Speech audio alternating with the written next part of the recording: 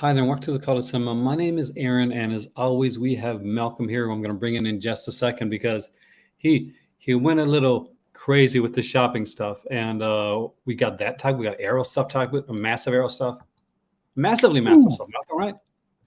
Massive. You got It's a massive. exciting. This is going to sound. I'm going to try to say this as best as I can. Got a massive package of stuff. I have. And the same. My day wife knows. the same day that Arrow announced their massive knows. Yeah, and I think it's so. What are we going to do first? Do I want to do my Blu-rays? Do I want to do the thing, or what? Hey, Maddie. Hey, Robert. Hey, Enready. Do you want to do the unboxings, the announcements? Do you want to do some unboxings, then the announcements, and then? I tell you what. Why don't we do the Blu-rays first there? Then we can go do the Blu-rays, do the Arrow, and then we'll do the other stuff. Sounds good. All right, let's start with that. See what you got, man. All right. I've been waiting for this. I've been waiting for these to come for a while, in case people wonder why they're here all of a sudden. So, this is all from Imprint. Hey, Matty. Hey, Robert. I almost said hi, Aaron, but I mean hi and ready because I read the thing. So, first up, I've got Pumping Iron with Arnie. Pumping Iron. I remember that movie, actually. Yep. I had to jump on that. I've got the DVD, but I've jumped on it because I love seeing Arnie in this movie. Well, this documentary. Then I got Fear is the Key. I like the way that's done. Oh, don't worry. We're going to be talking Cop and Joe horror, honey. Yeah, we'll be talking about. And then we've got Mrs. Park and the Vicious Circle. Actually, I love the movie. I love that artwork, too, man. It's freaking fantastic. I like these artworks. Then we've got The Long Voyage Home with John Wayne. Do you know what this reminds me of? There was a series of movies that were put out, I think it might have been MGM, and they did because I got a few of them. They did musical ones, and they did kind of classic stuff like O. Henry, and they had them in these special cases. You know what I'm talking about? Remember those cases? Yeah, I know what you're talking about. Oh, the classics. Yeah, that's kind of reminds me of that. Yeah, I do like that. Then I got The Catman in Paris. Oh, that is nice. I do like that cover. I'm the Catman. Then we've got Uptight. Such a great. It's got my name on it. Malcolm, there you go. You had to get this one. It had your name. Yeah, it was in the stars. Then I got The Spiral Road. That's a good movie. I remember that one. Anything rock. That's a really good one. Bus Ride is back in town. Classic. And Margaret. The Prophecy Collection. Which you'll have twice. Yeah, which I'll have twice thanks to the announcement after. Searching for Bobby Fischer. There he is right there. I found him. Movie finished. I just realized it's got Lawrence Fishburne in it. Oh, yeah. Have you not seen this movie? No. I was a chess freak, so I had to watch this movie. Blue Car. That actress. Been abandoned by her father, neglected by her overworked mother, young Meg turns to English teacher for solace and inspiration. Moderate level violence, adult fame. So I'm guessing a lot goes on in it. Yeah. What's her name? That actress. How do I know her? Let's see. Agnes Buckner. Francis. I just can't place it right now, but I know that. Audrey Rose. That is a wonderfully depressing movie, but a great performance by Anthony Hopkins. I love that cover. Jade. Actually, I like Jade. A lot of people don't like Jade. I really like Jade, actually. I like George, Jade. welcome in. George got away from the PS5 to come watch us in video. There we go. Hey, George! Pulse trilogy. The original or the remakes, the American ones. Okay, I actually got that. Not that one, but I got when they put it out for super cheap. Yeah. I paid. The Two Worlds of Jenny Logan.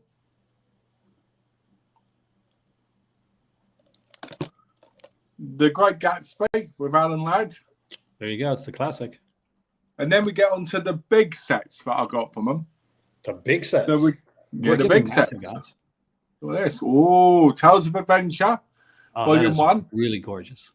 And then that's Volume 2 today. Is that 1001 Arabian Nights? Yes. Let's see. It's got more on the back. I don't know if you can see them all. Zanzibar is there. What else we got there? Arabian Nights. There's a Hulk and Omar Khayyam. But then that's the second volume today, so I'm going to pre-order that. So I've got that. Then we got a set I've wanted for ages. The After Dark Neo Noir Collection, Volume 2. Nice. Now, I wanted this for Blue Steel, and obviously a couple of the others. And since it was on sale, I thought, well, yeah, I'll get it. I love Blue Steel. That's with Ron Lear, right? Like Jamie Lee With Curtis. Jamie Lee Curtis, yeah, and Ron Silver. Oh, Ron Silver. Why did I say Ron Lear? Because I was watching Ron Lear in a movie last night. That's why. It's just one of those movies that I think is underrated. That not enough people. It is very underrated. It's very forgotten, which is sad because I wish it had a proper, like full-on release of extras and everything. So I got two film focus collections. This one's the Jessica Lange one. Nice. I love the way that looks. It looks which way better has than 1000, Francis from 1982, Crimes of the Heart from 1986, Music Box from 1989, and Losing Isa, which also has Halle Berry in. How's the cost on those sets, by the way? Are they expensive? Or are they, they're about $130 Australian. But I'm going to pick up, I think, the Gene Hackman one and the other one was on there because I think they go really well together. So that's around like 115, 120 Canadian. So that's actually not bad, though. Yeah. It's not bad, right? Film focus, Jennifer Connelly. I can definitely focus on Jennifer Connelly any day of the week. This one but does it have her first movie? Career Opportunities. No. Waking the Dead and House of Sand and Fog. It does not. Okay. I'm still waiting to get that one. 7 Minutes in Heaven, which is a really good movie, by the way, guys. Whoa! George has got more PS5 games coming. George, when he goes all in, he goes all in. George is the man with this. He's a maniac. He's crazy. You got to be crazy to buy all these and not have them completed. So that's all the Blu-rays I got. So that's, let's see, 1, 2, 3, 4, 5, 6, 7, 8, 9, 10, 11, 12, 13, 14, 15, 16, 17, 18, 19, 20, 21, 22, 23, 24, 25, 26, 27, 28, 29, 30. That's about 40 movies. Excellent. We have 40 movies altogether. We're about to look at some stuff that's coming out, which I'm sure you've already got pre-ordered. I cannot yet say the same. If you like the channel, guys, make sure to like, share, and subscribe. It's the StreamYard time is coming up again. If you want to donate, there's a link down below. It helps out the channel. We really appreciate it. But with all that being said, let's look at these amazing announcements. That's a bit. While we look at that, while everyone gets that ready, Wave, that's just the beginning of my haul. I've got a whole load of more to show in a little bit. Yep. So let's look at the imprint stuff first. That's one I had up first. Sure. So there's also that film noir set. We'll start with that one. So Essential Film Noir Collection, volume number 5. We got 4 films here. Peter Lorre and the Island of Doomed Men. We got The Red Menace, The Burglar, and we have, my eyes aren't that good. I can't even see my screen probably. Alan Ladd one. Okay, perfect. So what are you thinking of this set? I'm guessing, did you pre-order this? Did you? No, I haven't pre-ordered any of them yet because I always worry about the film noir sets just because I'm worried about, being released from like Indicator or Arrow. Because some of them are in those, like a couple of them. So I do worry about that. So new features. So we'll go to Red Menace. We know there's a new commentary from San Diego, so that'll be good. Hollywood on Trial, a 1976 feature documentary narrated by John Huston. I'm guessing this is going to be about the Red Scare. and everybody so. can turn on one another. The Hollywood, yes, it is, because the next one is the Hollywood 10 from 1950. We got special features to be announced on the Burglar, and special features to be announced on 13 West Street. So looks like a very solid set. I'd buy that for those. Yeah. I'm a big fan of the Blacklist era, so Oh yeah, I'd definitely buy it for that alone. I'm interested in the set. I just worry that it's going to get released because we're over at the minute. Two things that are really big in the UK at the minute are film noirs and Asian films. It is. I mean, like every day, like people, to the point we talked about yesterday, some people actually complain, right? Like, I can't believe there's another Asian release coming out. Exactly. I will be watching that, Alan. I'll be watching Big Fat Greek Wedding 3. Why not? Did you like the second one? I liked the first one. I enjoyed the TV show. That's not The that second question. one was a bit, but hey, you got to follow it, ain't you? I guess. I will pre-order this set. This set looks really good. This looks like this the type of thing my dad would pick up, actually. So we got Tales of Adventure Collection Volume 2, Angel on the Amazon, Daughter of the Jungle, The Far Wind to Jake, the Fair Wind to Jake, Elephant Walk, and Safari. So let's see what we got feature-wise on here. Anything new? Cool. We have a new audio commentary by film historian Philippa Berry and Angel on the Amazon, 1948 film. We have a previously unreleased 80-minute cut of Daughter of the Jungle. So that's actually interesting. And a new audio commentary by film historian Gary Girani. We're going to go with that. That's my pronunciation. Fair Wind to Jabba. There we go. There we go. Nice. New audio commentary by Sam Deegan. So that's going to be fantastic. Sam Deegan, you've got... I got the one from Fun City Editions. You probably got the one from like over in the UK. I started counting with the thriller. Yeah, the kid where the girl's getting killed. Sam Deegan is the commentary, and that's absolutely freaking stunning. Yeah. The Elephant Walk. Let's create a bi-weekly film noir series on Discord. There we go. Let's actually put that up there. Manny hosts and curates a bi-weekly film noir series on Discord. So check that out, guys. It is called Ticket to Palookaville. If you haven't seen it yet, you got to see it. And Elephant Walk got new commentary, and Safari's the features are yet to be announced. But already we got some really good stuff with these two sets here. And let's go to the K, Assignment K to be precise. Ooh. Have you seen this movie? No, because it's worldwide first on Blu-ray. Stephen Boyd stars in this one. It's a real guest film. I haven't seen that, I don't think. No, I haven't seen this movie. Who is this Coffin Joe guy? Well, we're going to talk about him. Coffin Joe was definitely an interesting character. We'll be talking about that soon, won't we? In a few minutes after we get through this bit. Yep, we got Dead Heat on the Merry-Go-Round, which was absolutely fantastic film. I love this movie. Yeah, it is. And glad to see this one finally get a solid release.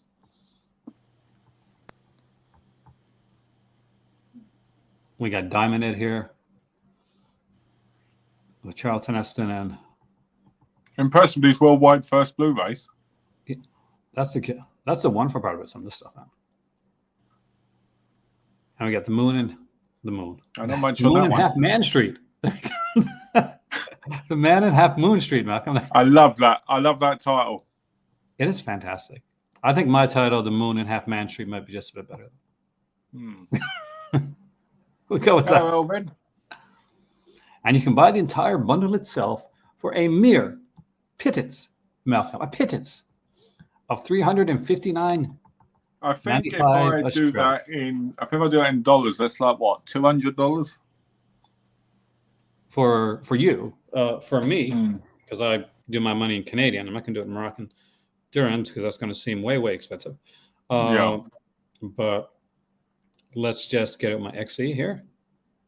For those that don't order, like what you do, you get XE currency. It's an app, and so 300 and what? 39.95. 300. Oh, 359.95. So that is going to come out to 313 in Canadian. So not bad. Okay. Conversion rate. And you got to put in, like, I guess, I'm hoping that with the bundle with a $300 bundle, you're not paying shipping. You do pay shipping. It's $30 internationally. But it's over $300 for okay. Okay. It's $30 internationally. But if it's in bad, Australia, it's free shipping. Ready to go to the Arrow? I think a lot of Sure. people are excited for the Arrow. Hey there, Alvin. Yeah, Welcome, I man. was excited for this.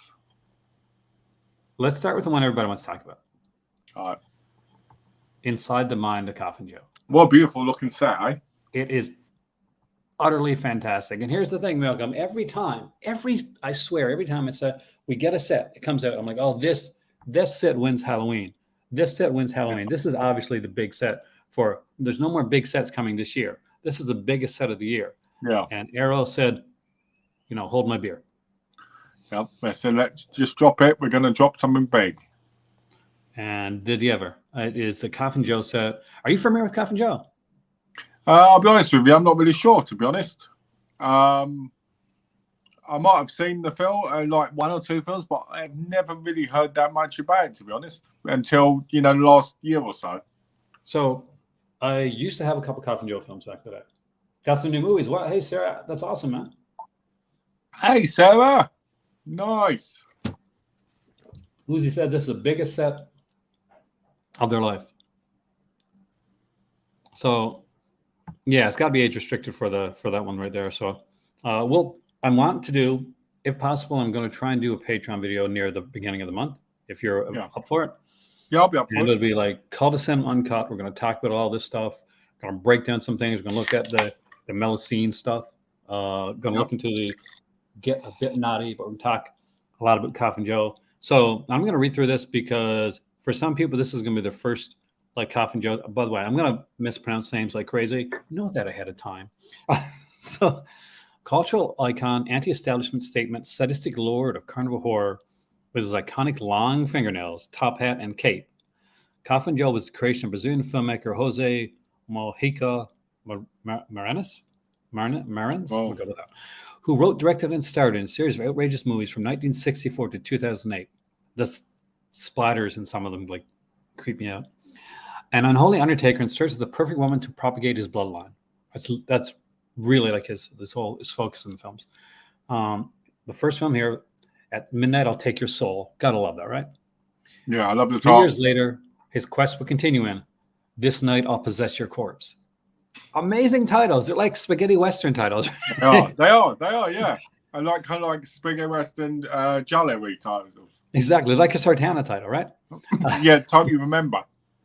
With Z embarking on an even more brutal campaign of terror, aided and abetted by his hunchbacked assistant, The Strange World of Coffin Joe. Meanwhile, it's an anthology of 3 short horror films. A lot of people probably know this one, actually. Featuring a strange doll maker, a necrophiliac balloon seller with a foot fetish, and a psychotic professor involved in sadistic rituals. The S word, sex, perversion, and sadism abound in The Awakening of the Beast. As a psychiatrist, this is one I think was available too, experiments on 4 volunteers with LSD in the surreal examination of 60s drug culture. Diverging from horror towards satirical black comedy, The End of Man sees a naked stranger emerge from the sea to perform miracles in a nearby town and become a modern messiah where deeds will affect the whole world. Rarely seen sequel, When the Gods Fall Asleep, continues this blackly comic trajectory as a Masonic cult figure sets out to right wrongs, expose corruptions, and social unrest. I'm not going to lie, it's going to be way better, but you get Neil Breen vibes when you hear like a plot like that. You know what I mean? Yeah, I know exactly what you mean. No, I've got you all on conference call now.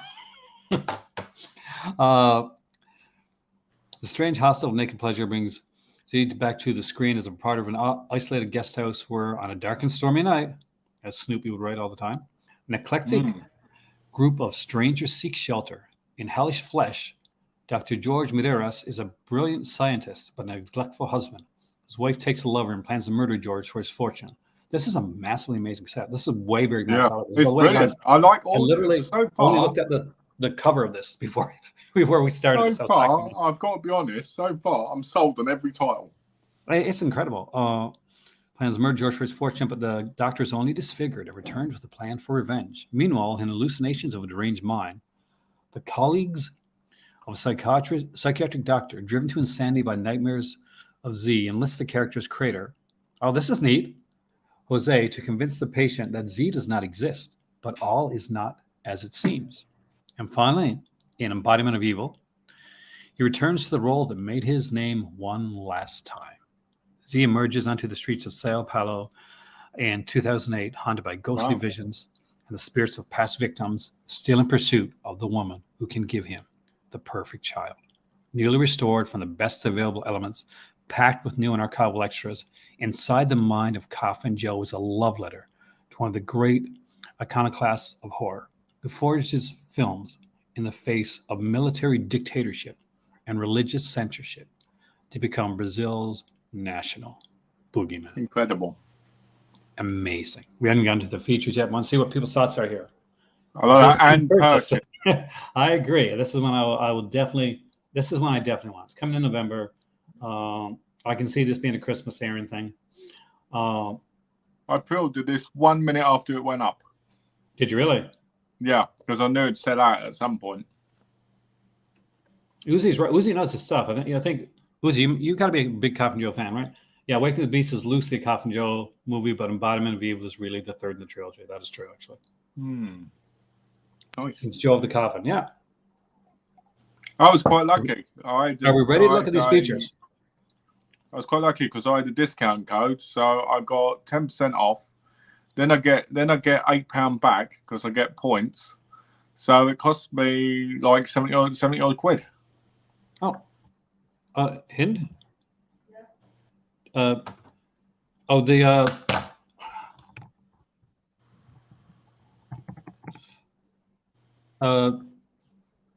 give me 1 second. Keep going on the Coffin Joe while I check some. Okay. George says, I really do not know what's going on. I've done it twice. It has said it's sent, but it's not showing up on your channel. Well, that's weird. I'm sorry about that, George. I hope that it shows up where it should. A bit disappointing, though, that obviously the credit's not popping up for you. I'm guessing that's what Aaron's looking at, I'm guessing. So let's hope we can figure that out, because I know that's always appreciated. I saw a few people saying, why no 4K for Coffin Joe? Yeah, I got to be honest, it'd be interesting to see what it looked like in 4K, I guess. But in saying that, you know, Blu-ray's good enough for me at the minute, since I ain't really seen them. I mean, I'm sure if I put one on, I'm going to be like, oh, I remember this, but probably not all of them. Like one maybe, like a clip or something. Did you see George's comment? Yeah, I just did. I wanted to so when it goes to donation, it normally goes through to PayPal, and it takes a little bit to show up on the thing. So that's why when you do a donation, let us know, because that way we always because sometimes if Hin's gone out, because she takes care of that portion of it. That's when, George, this one's for you. And the reason, like, that we say, you know, the donation thing is because basically when it comes through Google, they take 30%, and then and then when you hit that $100 mark, then they take another 30%. So yeah, but thank you so much, George. Okay, so it was ready to PayPal, not YouTube, then. Yeah, like it's no, that's usually the best way to go. Like it's either like donation or cup of coffee, which we don't do cup of coffee now because we're not set up for it. So I just want to make sure, because obviously I didn't want George losing money and you not knowing. You know what I mean? Exactly. No, 100%. Like I'm always keeping the track on the comments, guys. So, but if you think I don't see your comment, just repost it.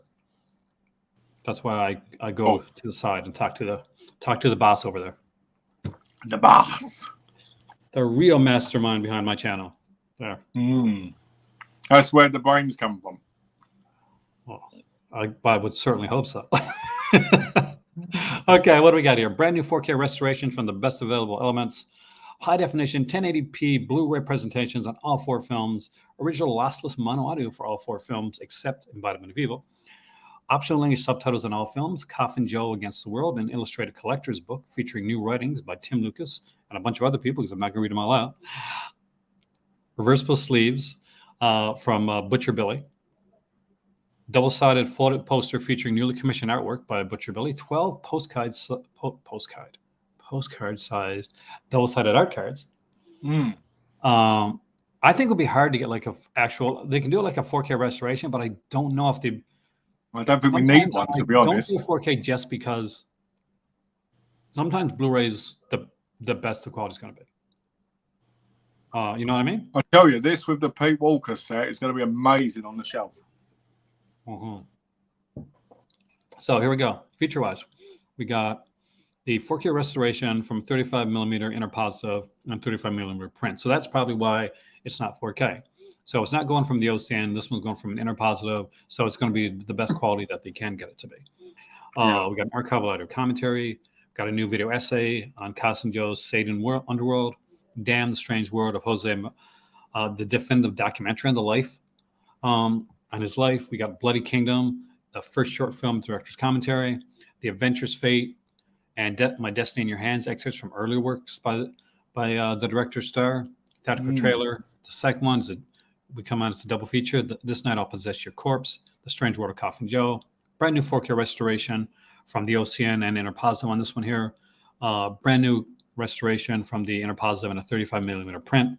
So these, they're really trying to get the best that they can and like the most when it comes to this. And we got another archival commentary, interview with Stephen Thrower. That's going to be damn good. Yep. On tonight's horror show, a new video essay with Miranda Corcoran, looking at the mythic figure of Coffin Joe. Man, this is so good. We're not even in Vault 3 yet. Alternate ending for The Strange World. I know what that is. Theatrical trailers. This is packed. This is massive, dude. Another double feature. That's what she said. Awakening of the Beast, End of Man, 4K restorations on the interpositive with 35mm print. We get a 35mm OCN for the End of Man. Archival audio commentaries for both the films. Strange Mind Coffin Joe interview with Guy Adams. We have A Woman for Joe, new video essay with Alexandra Heller Nicholas. One I always look forward to her stuff. Alternate opening titles for Awakening of the Beast, theatrical trailers. Exactly. Lots of source is a film print that would explain why Blu-ray. That's 100% right wave. Theatrical trailers. Got another double feature, When the Gods Fall Asleep. The strange. I get to the naked part first. Where's my mind? That's because you're excited by it. The Strange Hostel of Naked Pleasures. New 4K. We got new 4K restorations. For this one here on the only existing elements. Brand new 4K restoration from the OCN, 35mm of it. Demonic Surrealism, Coffin Joe. This is, Delirium's Surrealism and Vision, a new interview with Arthur Jack Sargent. Apostle Eve, a new interview with Denison Ramalho. Light in the Snow, Tonight Incarnate at Sundance. A Blind Date for Coffin Joe short film. Theatrical trailer. We get the next double feature. Brand new 4K restorations with the OCN for both films. Archival audio commentary for Hallucinations of a Deranged Mind. We got another interview, this time with filmmaker Andrew Leavold, who did The Search for Wing Wing, actually. Examining Moran's place in cinema. Beyond Good and Evil. A new video essay by Kat Ellinger. Isn't that wow? God, they went all out on this with the extras, didn't they? This is phenomenal. This is what Coffin Joe deserves. I'm not going to lie. He deserves this. We get original lossless DTS 2.0 and 5.1 options. Archival audio commentaries with producer Paolo Sacramento and co-screenwriter Denison Ramaholo. I know I pronounced it wrong, guys. Don't have to correct me. Learning from the Master, new interview with screenwriter. Fantasia Film Festival premiere footage. We got An Apprenticeship of Evil, archival interview, official making of, and experimental making of, 2 archival featurette. That sounds interesting. Deleted scenes with commentary, visual effects, purgatory, storyboards, theatrical trailer. 6 discs. I don't think it says anymore how limited they are.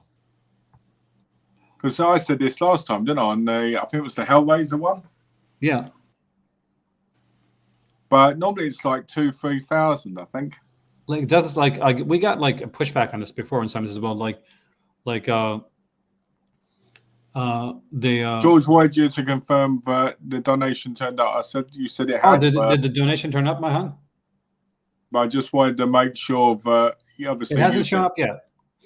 Oh, okay. I thought you said it had. Okay, sorry, George.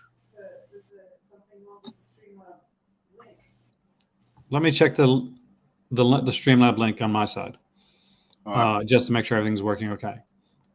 Okay. Sorry, George. I thought it had. Sorry. So, what I'm going to do is I'm going to mute myself for 1 second while Malcolm tap dances around. I'll talk. I don't know how limited it's going to be. Normally, it's I think 2,000-3,000. But I think they need. To be honest with you, I hope it's more than that. But that's why I just pre-order now. I used to not pre-order so much, but now I'm just like I can't be more than that. But that's why I just pre-order now. I used to not pre-order so much, but now I'm just like I can't be more than that. But that's why I just pre-order now. I used to not pre-order so much, but now I'm just like I can't be. Looks like it's showing up. I used to not pre-order so much, but like the link works. Looks like it's showing up.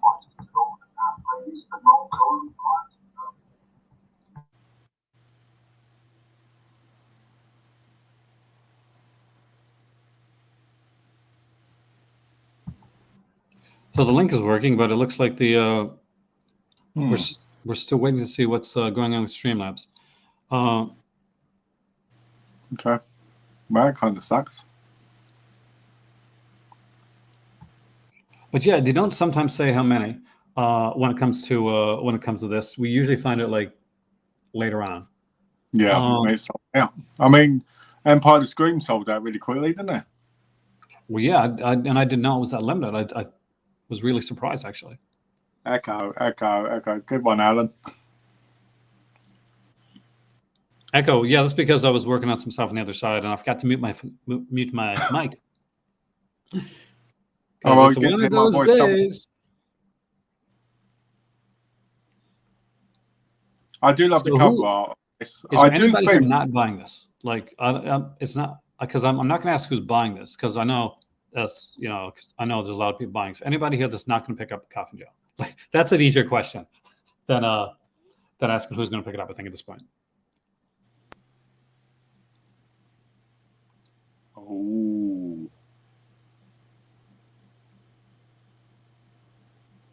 Nope.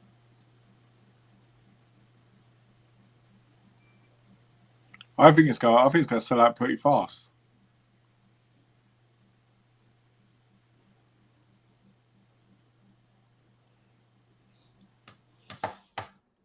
I hope they do. Supposedly, I think they will, Vince, because I think this is going to be a really big seller for them. So I won't be surprised if they did an extra 1,000 or 2, because I know there's a lot of fans out there. It's like a gold ticket for people who love the movies, because you hear about them all the time from people. Oh yeah, the Coffin Joe. There used to be like an old set, a coffin-shaped Coffin Joe set. Yeah, I saw that recently actually in CEX. Oh really? So you almost didn't pick it up. Like thought of it picking up. But for some reason, yeah, no, it did not come through, George. I do apologize.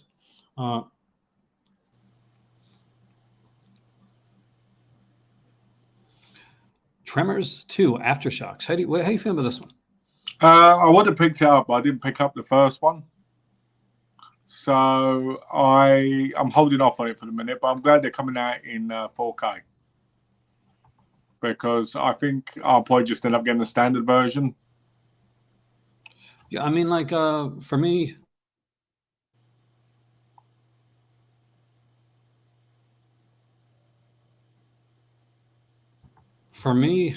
I didn't get the first one yet either. My better half's a massive Tremors fan.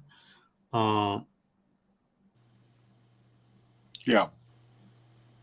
But I think the first one, like, how do you feel about the second one? Like, how do you feel about the sequels with Tremors? I think this is one of the better sequels. I think the first one is pretty good. But after that, I haven't watched the other sequels really because I never even knew there was like 6.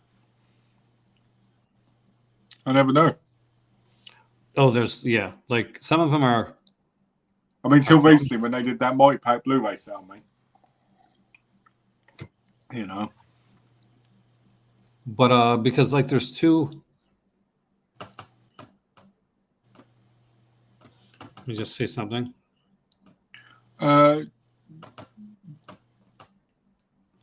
There's the ones with Jamie Kenyon for crying out loud. Yeah.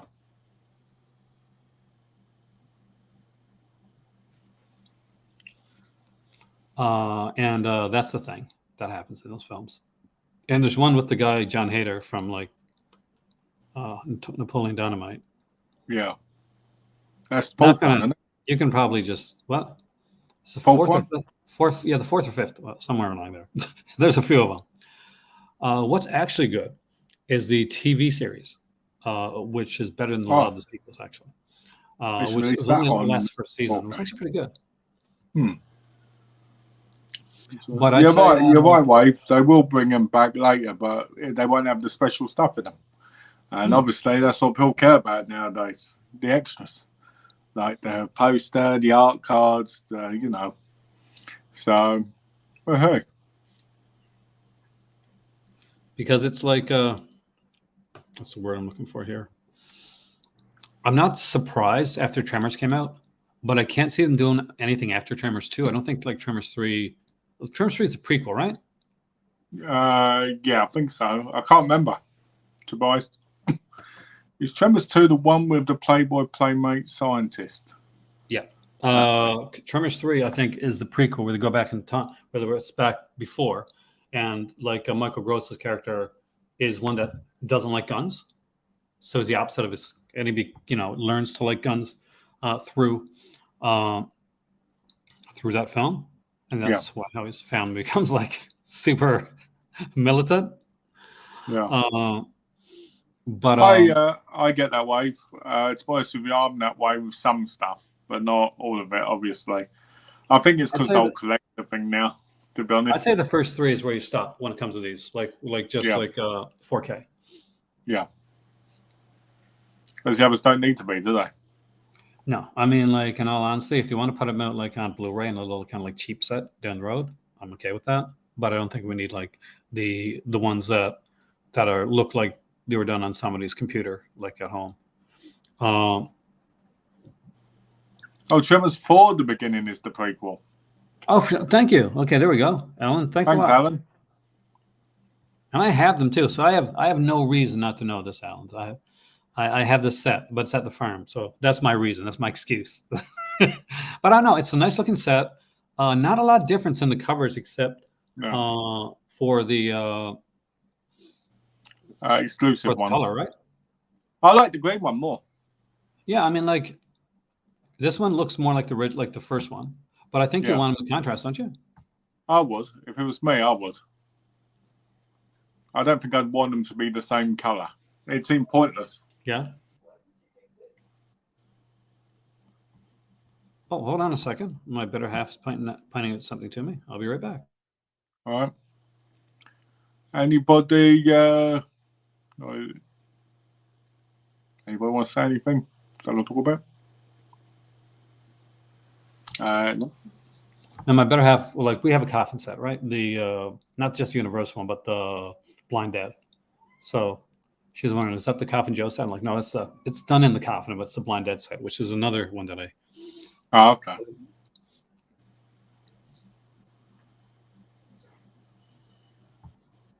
Why am I getting this words come up? I swear to. Yeah. Exactly, wife. Yeah, don't look all the same on the shelf. Yeah, at least do colors. Okay, now I want 4 because I want like the first 4. Because I want the prequel. Oh. But aside from the Tremors one, I could get into like what's in here. I won't dive into people know Tremors. That's the thing, right? Like Bob Rally in the US was announced today as well. For Mamo. Yeah, we haven't got to that one yet, but it's a sexy one. I didn't bring up. I forgot to bring up Arrow US. Let me do that. Oh. Let's see. There we go. So I can do this. All right. Shop. And let's go to no Strival, no percentage discount. Because yeah, we lucked out here. And pretty sure this is North American, right? Not just US. Yeah. So we got some Barbarella to look at, and I put the screen up. I said it good. I just had to make sure. So here it is. That's the set I want. I want that one. It is gorgeous. I want that one. Look at this. I'm pretty sure. I'm not sure if my dad is going to grab this one, but I think he should. He's got to. He's got 4K player now, new one. He needs to get this. Got to have Jane Fonda in 4K, especially this era. Especially for the most exciting scene in movie history. And which one's that? When she orgasms. No. Don't you know that the most exciting scene in movie history is from Flesh Gordon? Oh. When they fight the monster, the stop motion. I can't say what the monster is called. Oh, say it on an uncut Patreon video. I get what you're saying.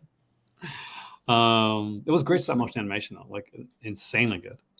Maybe there you go, Dad. I'm tempting you. Here we go, and let's see what's on it. Go on, Glenn. Bye. I'm getting ready. I'm getting ready to get. Are you ready? Yep. Brand new 4K restoration from the original camera negative by Arrow Films. Reversible sleeve, double-sided folded poster, 6 double-sided collector's postcards, illustrated collector's booklet featuring new writings. This one has the feature 4K with 8 UH. I was doing so good. HDR10 compatible with Dolby Vision as well.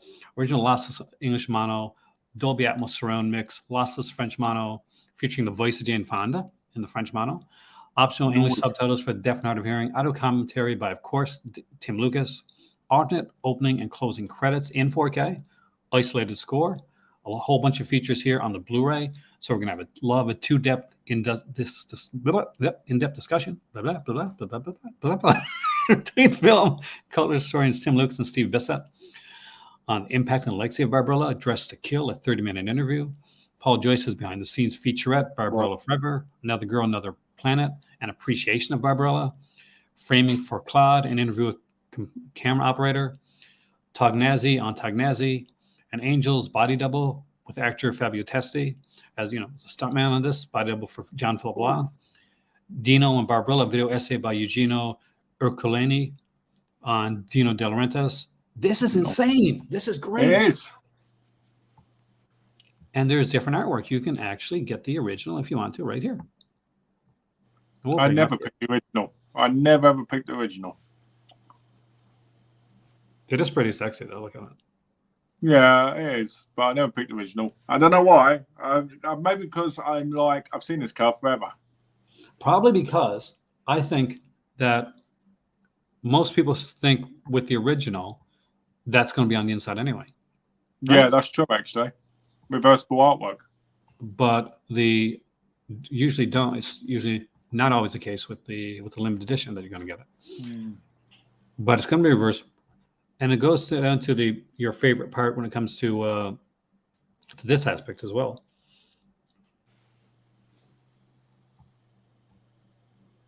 I'm excited about these releases. I did not realize I was going to be so excited. Flesh Gordon, that should be put up Arrow Video. Have you seen them? You really think they will? I love it. They're good. They're decent. I don't know. I don't know. I mean, like, in all honesty, it's been years, but because they're not adult films, they're not adult films. No. They're soft horse type films. But I would definitely trying to get this one right here. You know what I tried to do? Well, it's hot here today. I do apologize, guys. I tried to like move the page by looking at the streaming page and not looking at the actual page. Oh no! But here we go. Yeah, like it's one of those warm days. Like, but yeah, they got Blu-rays if you're not, if you're not a 4K person. Well, I think it's good that they give the Blu-rays as well for people because you get a better upgrade, but you don't have to pay for something you ain't got a 4K for. Happy to see Tula Lotte, a British comic artist, getting to do the art for the Barbarella release. You have several of our art prints. That's amazing. And welcome, Gino. Hey, Gino.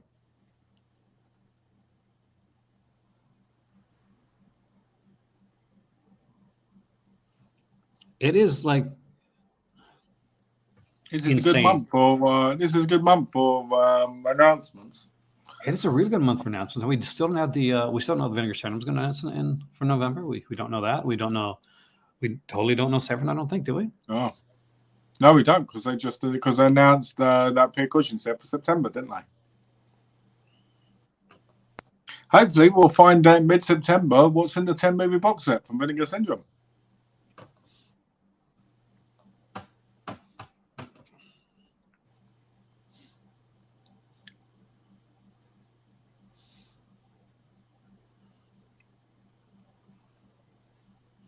It is another good month, wife.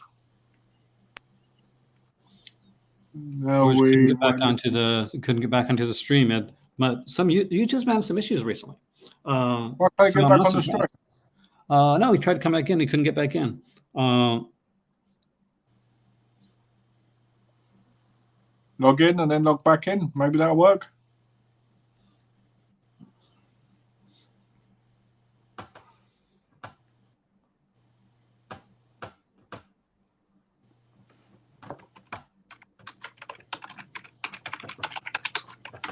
Yeah, you can send him a text, a techie message. I did text, announce a techie message.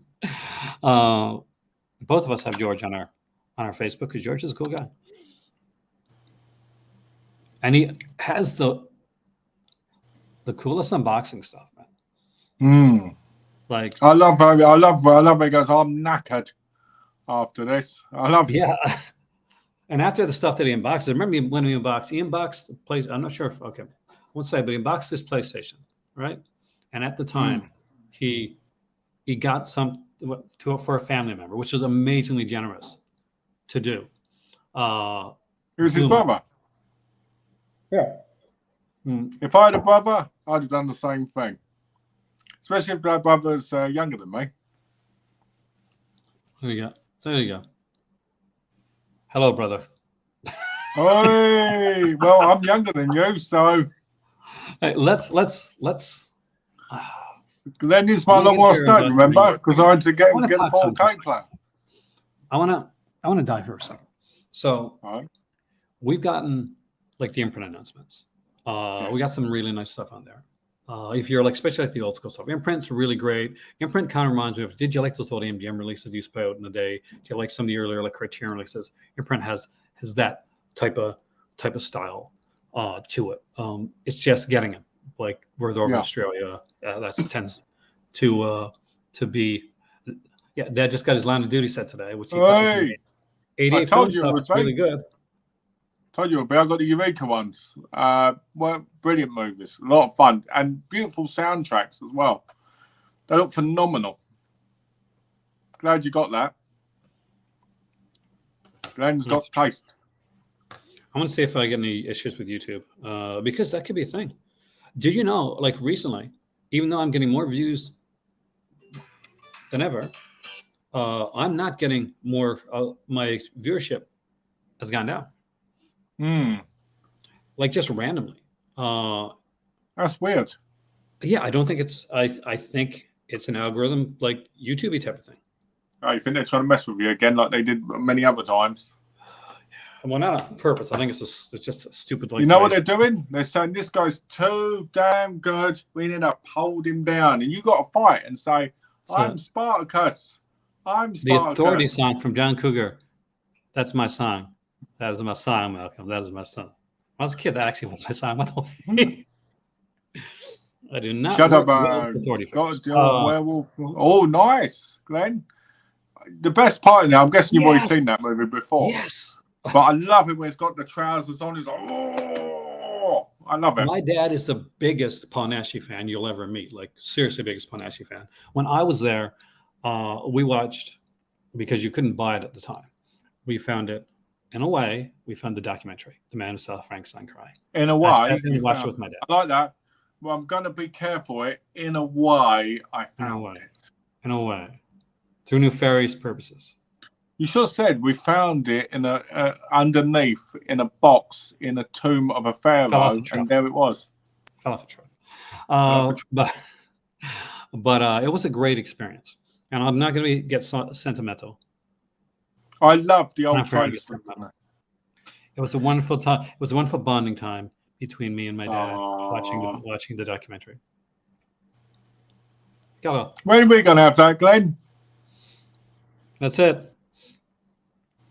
See, Malcolm, you got to tell Dad that he has to come to Morocco. See, he comes to Morocco. You come to Morocco. We go to the film festival. We have a film festival here. Julia Ducournau was here last year, and I'm never gonna forget that. We need to do it all together. It's his party time. Got a tear in my eye from that. But yeah, Shadow Band. That's it. That's what's happening to me. Uh-oh. YouTube. I got mine on you. It's because, you know what it is, didn't you? It's because you keep saying inappropriate things on stream. Oh, that's totally it. I think it's because I don't say enough inappropriate things on stream. Or there's this other thing that it could be. There's this dad joke-o-meter. And I may have overdone the dad joke-o-meter. Oh. You know what it is? You know what it could be, in all seriousness? When you get more views, YouTube can sometimes get really messed up. Like, oh, you're on this, like on this flat line, kind of, the same kind of thing. And then when you go up, it's like, what's going on? It's really strange. YouTube is jealous because of my hat. Do you know, I'm not going to lie, I bought this hat in Essaouira, and this has become like part of my I love this hat. We're gone out because I don't just wear this hat on stream. I wear this out. And you wear it all the time, do you? Well, yeah, that's it. I want to go to bed. Even in the shower. I walk in by the beach. Wait, look what I got. Look up here, not down here. Let me just show you my hat down here on this thing. But I used to create jokes with my wife that I was going to get a little hat and put it down there, right? And walk along with a hat on my head, like a cap hat. And one day I'm like, oh, hello, and all this, and we're going around. So when you say that, I just think of EastEnders and Frank Butcher. Oh, yeah. I used to love his laugh. What's a spinning bow tie? Oh, I love that. I wouldn't say yes to you if you came naked with a spinning bow tie. And he does. He does. Alan has to build up a good stink ring in his hat. Leave him alone. Oh. But yeah, no, I'm a hat person. I got a bunch of hats. This is not my only hat, by the way, guys. Obviously, I wore a Sherlock Holmes hat on one of these streams. I have a ton of hats. I got a salt and pepper. You're a hat man. I do. I've always been a hat person. Maybe that's why I lost my hair. My granddad was a hat person. My granddad was that person. He had a hat where he used to have it, like it was, the material, like the old carpet looking material. Yeah. He used to wear that all the time, obviously unless he was indoors. But he used to wear it all the time when he went out. So it was always cool seeing him when he didn't have it. Except when I get off the stream, then I'll take this off for a little bit because I'm not going to wear it when I say I wear my hat all the time, I mean when I go out, not in the house. Well, you need it when you go out, otherwise you get sunburn on top of your head.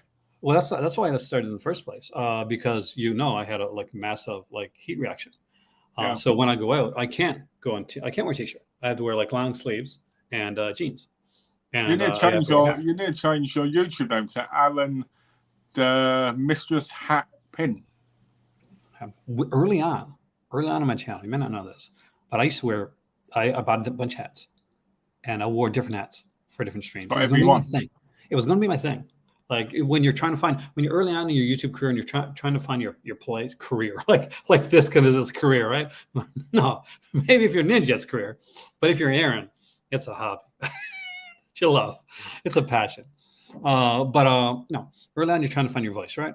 Yeah. So I'm doing like different types of videos. So I'm doing like my movie videos, which tends to be my standard.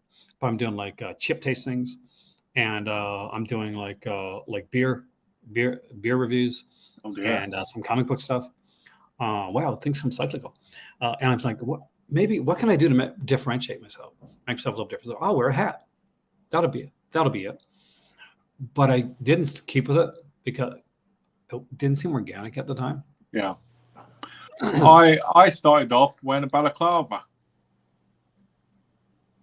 And at the end of my videos, my lips would come through the mask, go, mwah! Every time. I need API. 3D. That's what we need. Next is 3D. We're going to get to your unboxings in a second, by the way. Oh, yeah. There was a guy as well on YouTube who used to change his shirt every minute on the video for like 20 minutes. So he'd have 20 like different shirts on in a 20-minute video. Well, we did the TerraVision video. Like I mentioned, Michael Keene's, like the head, like the movie that he made, one of the movies he made, and that was being put up by TerraVision. And somebody within the stream, maybe you actually said, he's the one who put like the Severin pasties on. Yeah, that was me. His comment was like, "That's my legacy." Guy who wears Severin pasties. I'm like, yeah. There should have been a special feature on it called "Michael Gives You Head." Yeah, there you go. That would be a good special feature. That would be good, wouldn't it? Right now, if you're watching this. All right, let's see. What can I start with? Because there's quite a lot here. So let's start off with this pile Is this all from Forbidden Planet, by the way? Yes, all from Forbidden Planet, and a couple from Read Comics. So around how many do you have? Because I'm going to give recommendations. All right. I have about 60. Okay. Well, I'm going to give my recommendations. It's closer to the end. We're going to go through. Okay. So these I'd never heard of before, but I picked these up because they were £5 each. This first one was Area 10, right? But what's interesting about this is it's a graphic mystery, right? Yeah, it's part of the film. It's kind of it's sort of like a film noir line that Vertigo used to do. Yeah, and I've got one here that's paperback, but it's open, so I can finish. So this is Ratcatcher, which is part of the same line. But when you open up inside, it's like, like kind of manga colors. Yeah. I have one, actually. Yeah, I'm quite excited by it. What's this? I'm alive, but I'd rather hear Malcolm on commentary on WWE program than Wade Barrett. Oh, that's a real compliment. Oh, there you go. Thank you, Gino. That is good. All right, let's put this over. But yeah, I'm looking forward to reading these because these look like actual mysteries. They're very good. There's one that I got. God, I wish I knew where it was. I think Brian Azzarello wrote it. And it's this guy used to be like a football player that's becoming like a private investigator. Yeah. Really, really good. It's got like that Sin City vibe to it. Yeah. Cool. Yes, it is, Matty. I've been playing Instance Legendary as its reputation suggests. If you get stuff for the right price. If you don't, you don't. Now, let me tell you something. When it came wrapped, it came in 2 boxes, as I sent Aaron, right? And they came in individual boxes in the box. Yeah. And they had grey bags holding them inside the box. So it was like 3 layers of protection. It was mental. Forbidden Planet are known for that. Like Forbidden Planet, organic price books are known for the way that they package. Yeah. So this I got because I'm a big fan of the game. And it's only 70 pages, so I'll probably get this read in one sitting. And that is The Evil Within. The interlude. Yeah, the interlude. There we go. Look, I'll show you the inside. See? That's nice. I have a thing. Like I get iffy when it comes to sometimes when it comes to video game adaptions, and I shouldn't. Yeah. Because like for comics, because I know when they did that DC one, where Superman's evil. That was a really good comic. Is that Injustice? Yeah, Injustice is like especially the first 3 years are amazing. Because there's like 5 years and they're in comics. Yeah, so it's two omnibuses actually. Okay. So this is The Assignment, which is a hard case crime graphic novel. I like that.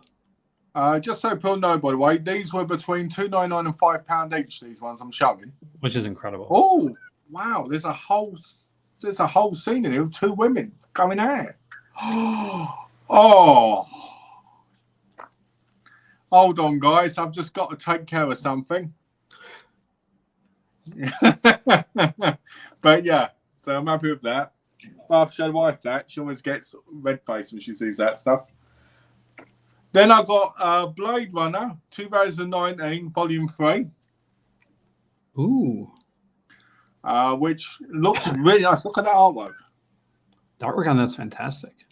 So they only had Volume 1 and 3. They didn't have Volume 2. But I went, I'll find Volume 2. You know what I mean? I was like, I ain't paying like 14 quid for them individually if I can get them. Well, I was going to pick up like they had a bunch of like trade paperbacks for Mark Waid's like Flash.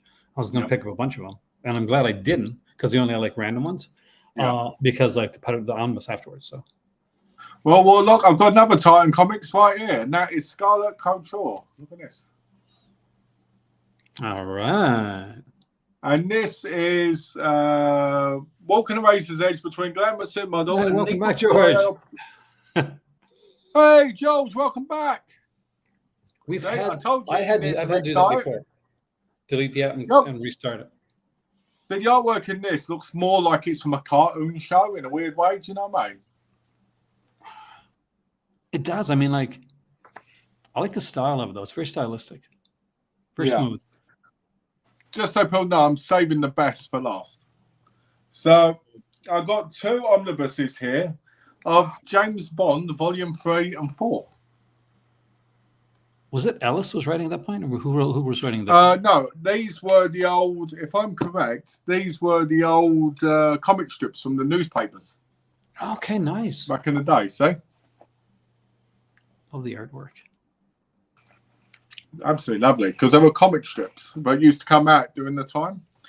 I've got Volume 3 and 4 because they were £5 each. I need 1, 2, and 5. Which is fantastic. Yeah, and the nice thing about them as well, is they've got different stories to what actually were in the movies, and some didn't. So, pretty cool. Okay, so we've got hardback here. We've got Manchetti's Fatale. When the beautiful Amy arrives in a sleepy seaside town, she is the model of a modern woman. She is also a dangerous killer of vendetta who will stop at nothing to enact her vengeance. See, the part of me, as when you say she's a model, the theater geek in me says modern Major General. Beautiful artwork. Fantastic. I get what you're saying. I get exactly what you're saying. Then we've got some Mark Miller stuff. Oh, nice. So we've got Super Crooks, which I love that artwork on the back there. X-Men meets Ocean's 11. Yeah, that's it. I wonder if it's going to be super edgy and somebody may get assaulted. I've got a feeling. It's about a heist. It's about a super heist. So it's nice. Doesn't he do that in all of his like stories somewhere? He does. He does. Was it? That being said, this is fantastic. I love it. These three go together. For some reason, they didn't have number 2, which really bugged me because I was like, "Wow!" I just said this, by the way. Comics are more than DC and Marvel. That's so true. Exactly. Why do you think I've got all these different ones? Because I get tired of people just saying, "Oh, DC, Marvel." I like the omnibuses and stuff. Don't get me wrong with them. But I think you have to go out your comfort zone really regularly with comics in order to really enjoy it and get used to people. Do you know what I mean? And artists and stuff. Now, this didn't have number 2, which annoyed me because I picked up Hit Girl, the graphic novel. I got Kick-Ass Spray. And I got Kick-Ass 1, right? All for $2.99 each. What value, Junior art on all those too. I'm a big John Romita Jr. fan. I know he gets hate nowadays, but I still love his artwork. Then I picked up Ed Brubaker and Sean Phillips' Destroy Monsters, a Reckless book. Nice. The Reckless series is really, really good. It is really good. I think it's very close to Criminal in a lot of ways, and I like Well, that. yeah, very much so. Yeah. I love do you have the Criminal ones yet? I don't have them yet. I don't have them right now, but I've read them, so I'm not in a rush to get them. That's the same with me, right? Yeah. Ring of Roses. This is a Titan Comics release. Really good looking book. Look at that. Let's see. I need to make sure there's no new. Look.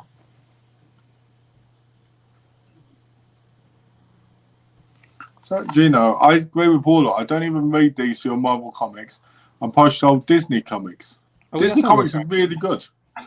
Here, Gino, like in Morocco, there's a thing called PQ, and it's still going to this day. But when my better half was little, it had she would get these like magazines that had like Scrooge McDuck, and like Mickey Mouse and all them, all in I got some of them here. I'll find them for one video, and she got some of the early ones, and they're still on the newsstands to this very day. They're extremely popular. Nice. So they're kind of like Dilbert in the sense of the long lasting. I mean, yeah, like ongoing. So the Wonderful World of Tank Girl. I want a new Tank Girl movie. I really do. That would be good. My wife's a big Tank Girl fan. Like I've said many times, your wife has taste, man. She does. She has good taste. Brilliant taste. She met me. Blade Runner 2019. This is volume 1. All right. I'm really happy. I really like these. I just wish that volume 2 had been, available. But I'll find just keep an eye out for it.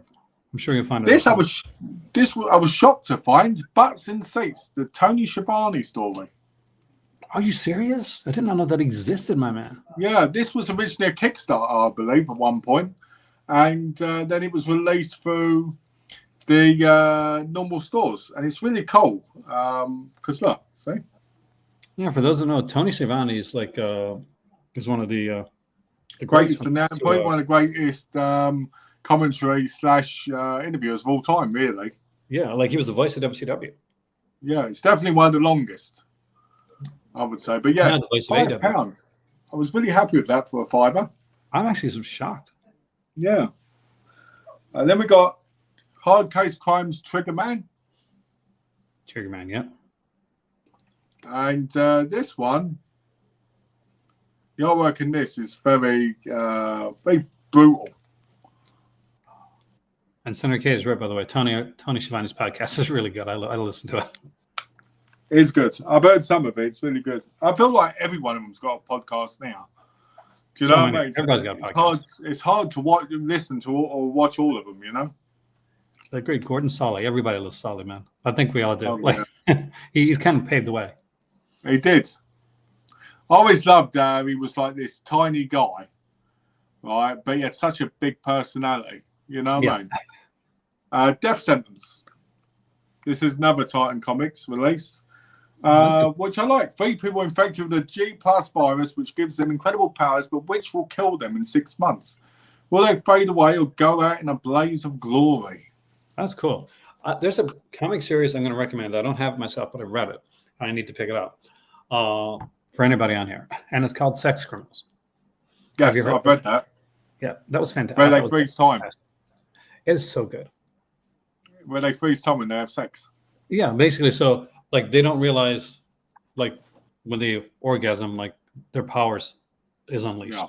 But 2 people that have the power do it together and realize, okay, then they find that there's more of them. It gets really good. There's a prequel series to it as well. I'm not sure for the prequel. What's it called? I think it's called. It's got 3. I'll look up and tell you. It's something like Bad Real Sex Criminals or something. I think. I'll let you know. After. I remember. The Wrath of Fantomas. All right. Which is based off of the French character in the French. Yes, Fantomas. Trust me. Somebody talks about him quite a lot. Yeah, brilliant. He has a brilliant character. Brilliant character, brilliant history. Sadly, not enough of it in modern times. Kino put out those good films. Phantom Yeah, they did. Then we got Modesty, the Killing Game, Blaze.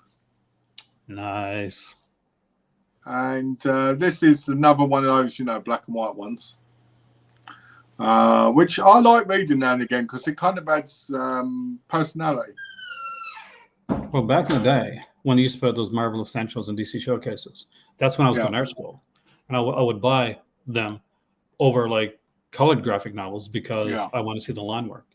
Yeah. And I practice. Obviously, not on an iPad, as we saw the other day. Oh yeah, they give me the used condom. Yeah. Tyler Cross, Hard Case Crime. This was originally when this came out. This was $21.99, right? And I got it for $2.99. So in their sale, that's what it looks like inside. Inside, it's fairly basic. You've got into a lot of these like noir stuff, eh? Yeah, I do like noir stuff. So just so people know, that's not even half yet. So no, we haven't even gotten to the big stuff yet. This one is tough. This one is tough. Right, this was $2.99, and this has gangsters, mutated monsters, and homeless people fighting each other for the same turf. So, sounds exciting. So there's the artwork. Is what Friday the 13th Part 8 should have been. Should have been, definitely. Yeah, that'd be great, wouldn't it? Actually, it was going to be. Like Friday the 13th Part 8, one of the original scripts for that film was Jason in Manhattan with two gangs, rival gangs, fighting against one another that have to end up working together when Jason shows up in Manhattan. Much better script than what we got, but that was actually one of the original scripts. This one is a regular book, The Ghost in You. This one is unsealed because it's a signed copy. See? Is it by Brubaker? It's Ed Brubaker and Sean Phillips both signed it. Sean C. Phillips? Yeah, Sean C. Phillips. They went, we need Sean Phillips. They picked the wrong one. Then I got one called The Jew Gangster. This is a DC comic. And is that Joe Kubert? What's that? Is that Joe Kubert? Yes. Written and illustrated by his art is very distinctive. Yeah. So this was a DC Comics one, so I'm looking forward to reading this. Again, as you know, distinctive. What's this? With the SAP. Okay.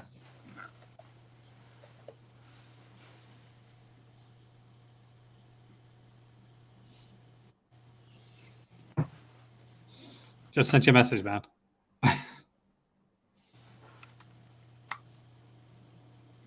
It's all good.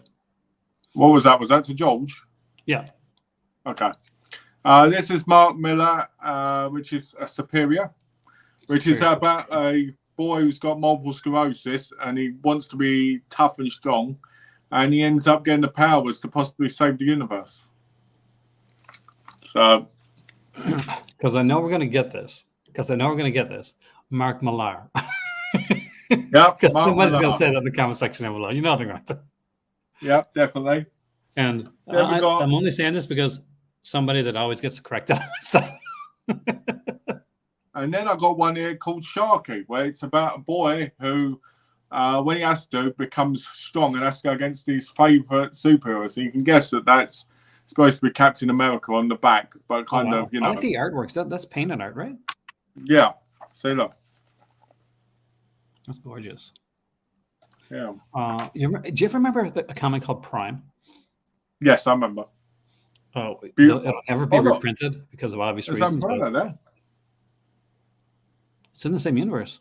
That's Savage Dragon and Vampirella. Yeah. So that's a crossover between Image and Harris.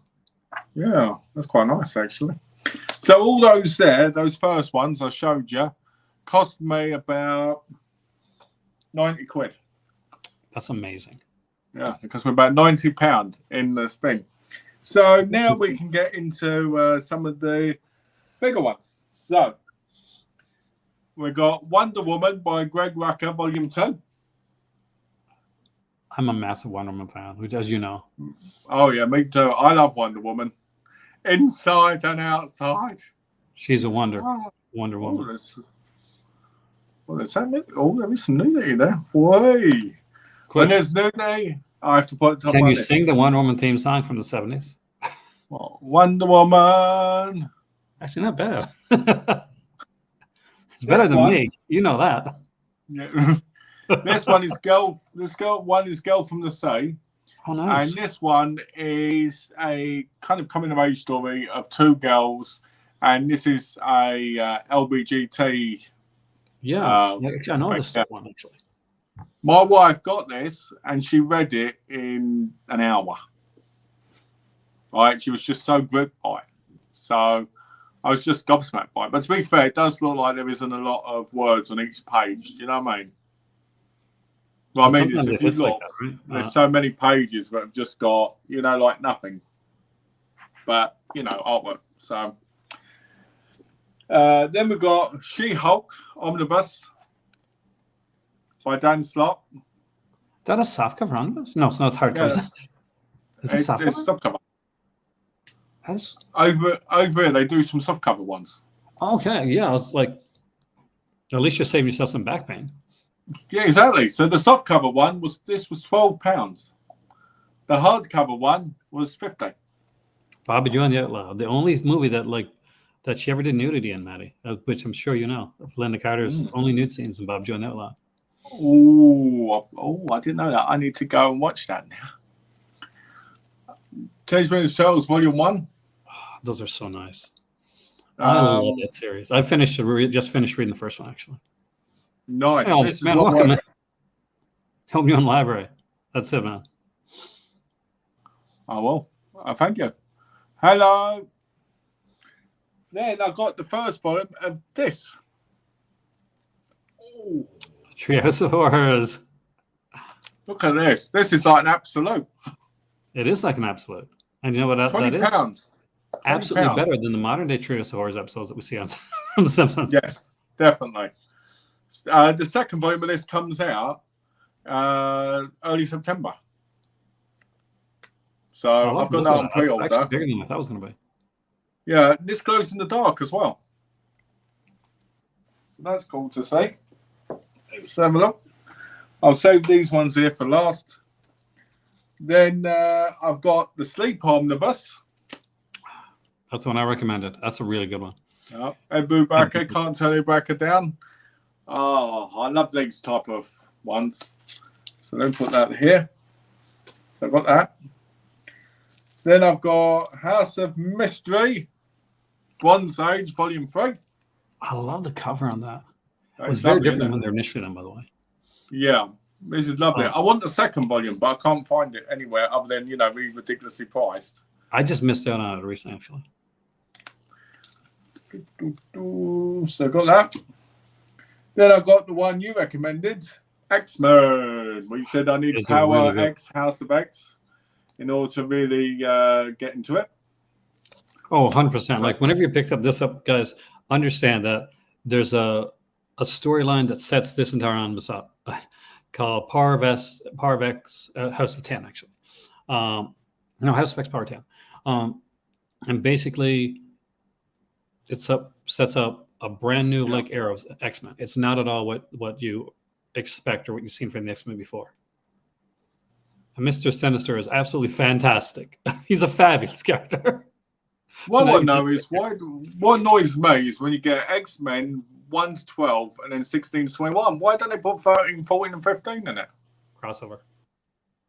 Still annoying. Do you know what I mean? The Ten of Swords crossover, actually. You got to buy it on song. Yeah. What about this? Somebody said, I got to show you something. Oh. Yeah, you picked it up. I picked it up. Actually, it's one of my recommendations today. It is so good. It went down. So the wife said to me, go on, pick it up. She can't live without that. Yeah, I sent you pictures from it yesterday. Was it yesterday? It was yesterday. Hmm. And I got Joe Gollum, Occult Detective omnibus. Nice. Yeah. So, Occult Detective. This has all 4 volumes in it. And I kid you not, guys, this has some beautiful artwork inside.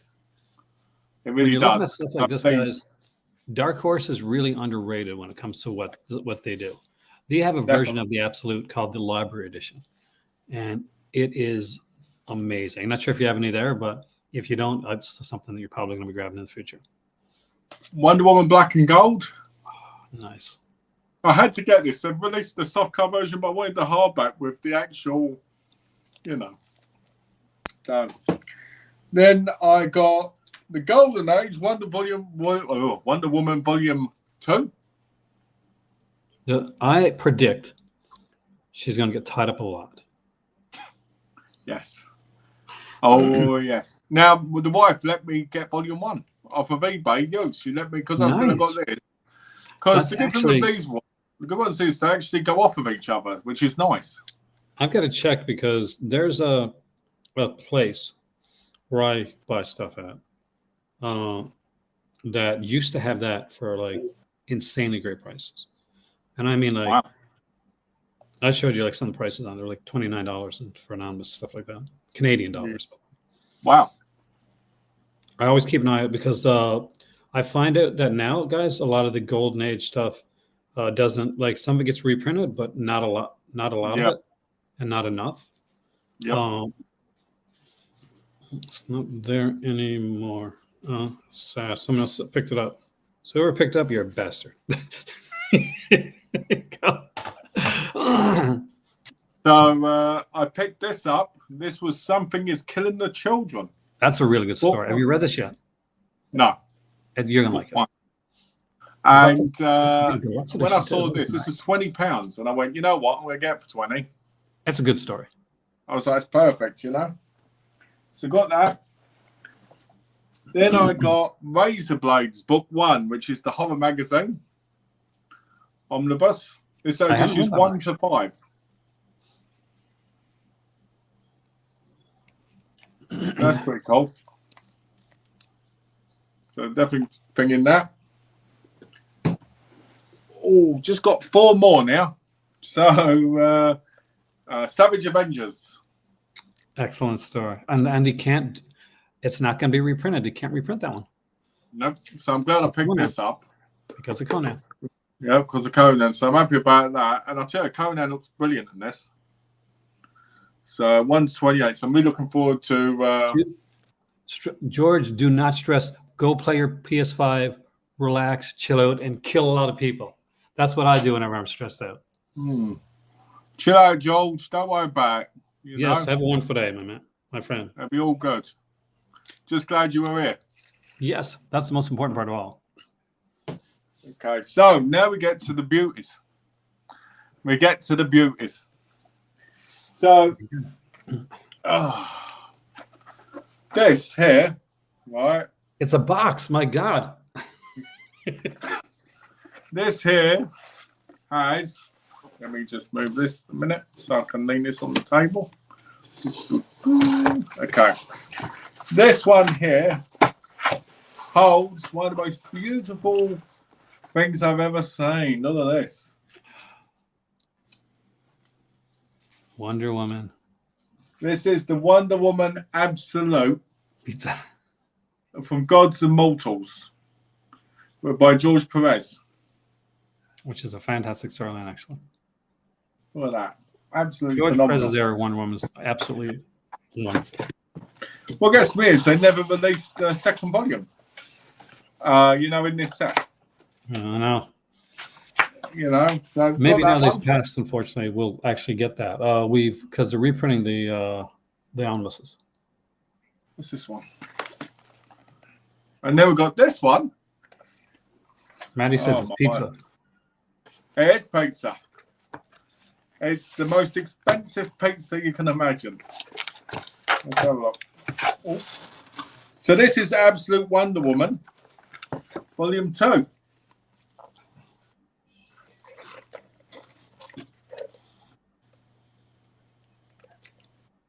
See that? by Brian Azzarello and Cleve Chung. Yeah. So You can tell by the artwork. yeah, this is volume 2 of that. I like the run on might- one. So you might go, oh, you got volume 2, yeah, volume 1, and the answer to that is yeah. And guess what? They're sold out. Well, I got them from there and all. So it looks like I got the last copies. I love that they shipped them like this as well, so that they're protected. So It makes you want to order from them again. finishing like off now this one. This is the last one, and that is volume 1. That's iconic. I remember that. It has like his artwork there has a very Darwin Cook-esque like look to it. So that is all the graphic novels and that I picked up and got in the mail today. So it wasn't that many really. I kind of thought it'd be more would turn up, but they didn't. So this is the portion of the video that I tempt you. With pizza. No. With books. But I'm not going to start omnibuses. Though I do have a bunch of those here. Going to start with some regular stuff. Somebody asked me build a shelf. I've got loads of shelves actually, thankfully. But my better half was in Ontario when she was working in St. John's. Yeah. And she came back with this book. And I actually got a couple. I got a war one too. This is the Mammoth Book of Zombie Comics. Oh, nice. And it's by... is that like the Commander one I had, where it's like different stories? Yeah, like different people. We got like Scott Hampton, Steve Niles actually did a story in here. There's, they're more like sometime either indie or more like old school horror styles in it. I can't show you that one. There's some new to tie on that page. But some utterly fantastic art. Nice. Some very good stuff. And there's actually a war one that I got as well. I picked that one up afterwards. I wanted to show these. Some people ask me about pre-code stuff. And I do collect pre-code with movies and comics. So there's a series that are out there. And they were done in the PS ones, right? So the PS art books did them. So Roy Thomas. So this is Phantom. And this one we got in France, actually. It's from 1941 to 1947. Oh, I like that one. And amazingly well done. We think about like this was done back in the at a time when like things got. I got one of the Heap as well, and I got this one here. I think you're gonna find kind of interesting. Is Black Cat Mysteries. Oh, again, this is another early one. This is from 1953, from issues 42 to 47. And the Mammoth books are so fun. And I love, look at this, like they're horror, like stories. I like that. So there's other volumes in that one then? There's 4 volumes. And she was very much, she wore the, like the Black Cat character herself was very much like, she very much had like kind of the bondage-y type outfit. Right here, you see. Okay. Right? But it does become really goes into the mystery part, and it like reprints everything, including the ads. Oh, I like that. So that was the one thing about reading the old scans of old comics at one point, seeing all the weird different, articles in them. And I wanted to bring this in because this was something from my childhood. I used to read Turok, Son of Stone, the original, and there used to be like these 3-pack of comics you get them for like $1, and there would be Dale or Whitman type stuff, and we'd have a lot like Turok stuff would show up, and I actually was really super excited to get this, and look at this art right here. Ooh, that's beautiful! Like amazing stuff. They people like you underrate like Dark Horse so much, and they really, really shouldn't. But now let's get to the big books, the ones that but I do recommend PS art books. Keep an eye out for them; they're really, really good. Well, Wonder Woman. I have a Wonder Woman to show you. Oh, that's volume 3, right? That's volume 3, and I wanted this one specifically uh, because of what's in it. So this is 168 to 168, 169, 600, and 46 to 62. This storyline, it starts off the storyline about a girl that pretty heavy stuff. So super. She's sadly she has a friend, and her friend decides that she can't take it. Oh. And Oh dear. It's Oh, I like that artwork. it is good, and it's heart wrenching, but it's great. It's a wonderful way to start. It's like both a depressing, but yet a wonderful way to start off the book. And I thought I'd show a Bronze Age because we haven't really gotten to a lot of the Bronze Age stuff. See, DC used to do these like bronze, silver, and like gold, like you saw there. But the way they initially did them was they did them, the color coded them. And this is Batman. Oh yeah, I remember Brave and those the Bold. ones. Yeah. And this is the best one out of all three. I got volumes 2 and 3, and I got to get volume 1. But you get stuff in here, like we got Batman with Commandy, the Last Boy, which is pretty cool. Batman, the Masters of the Assassins, Batman, Sergeant Rock, Batman, the Green Arrow, Batman, Zatanna, Batman and Nemesis, if you remember that character. Yeah. Batman and the Metal Men, Batman and Rose and Thorn, Batman and Joker. Brilliant. Oh, look how many are in there. Yeah, and most of the DC stuff does not just has a picture on the back. They don't have the covers. Yeah, the way I like does. the Have you old noticed stuff that? that has the covers. But this one here actually has the covers on the back, which is actually kind of cool. And it What is I like such, about the covers being on the base, if you're looking for a certain issue, it works out better for you, you know? with Sergeant Rock. That's actually pretty cool stuff.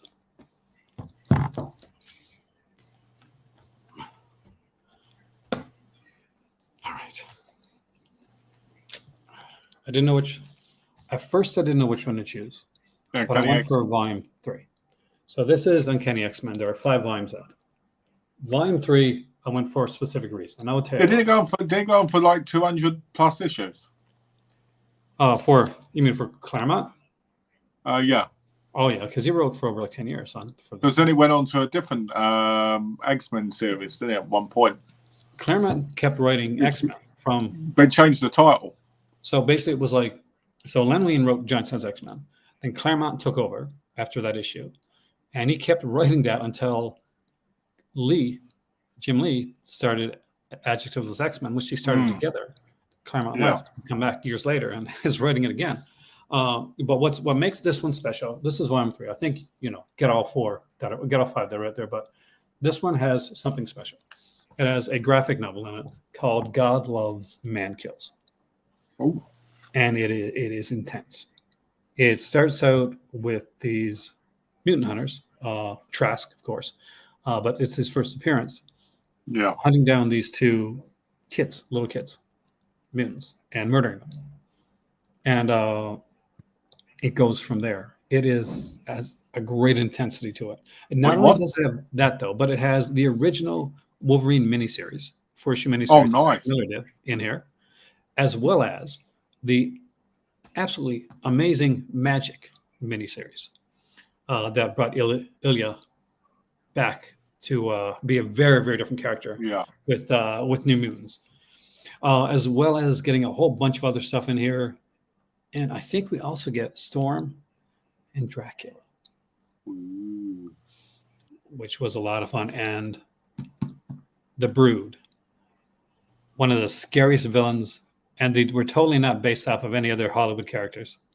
But the Brood were amazing. And I wish that they could do the Brood in the X-Men movies, but I'm guessing they can't. But just to give you like an idea, I'm going to show you guys a picture here from the opening of God Loves, Man Kills.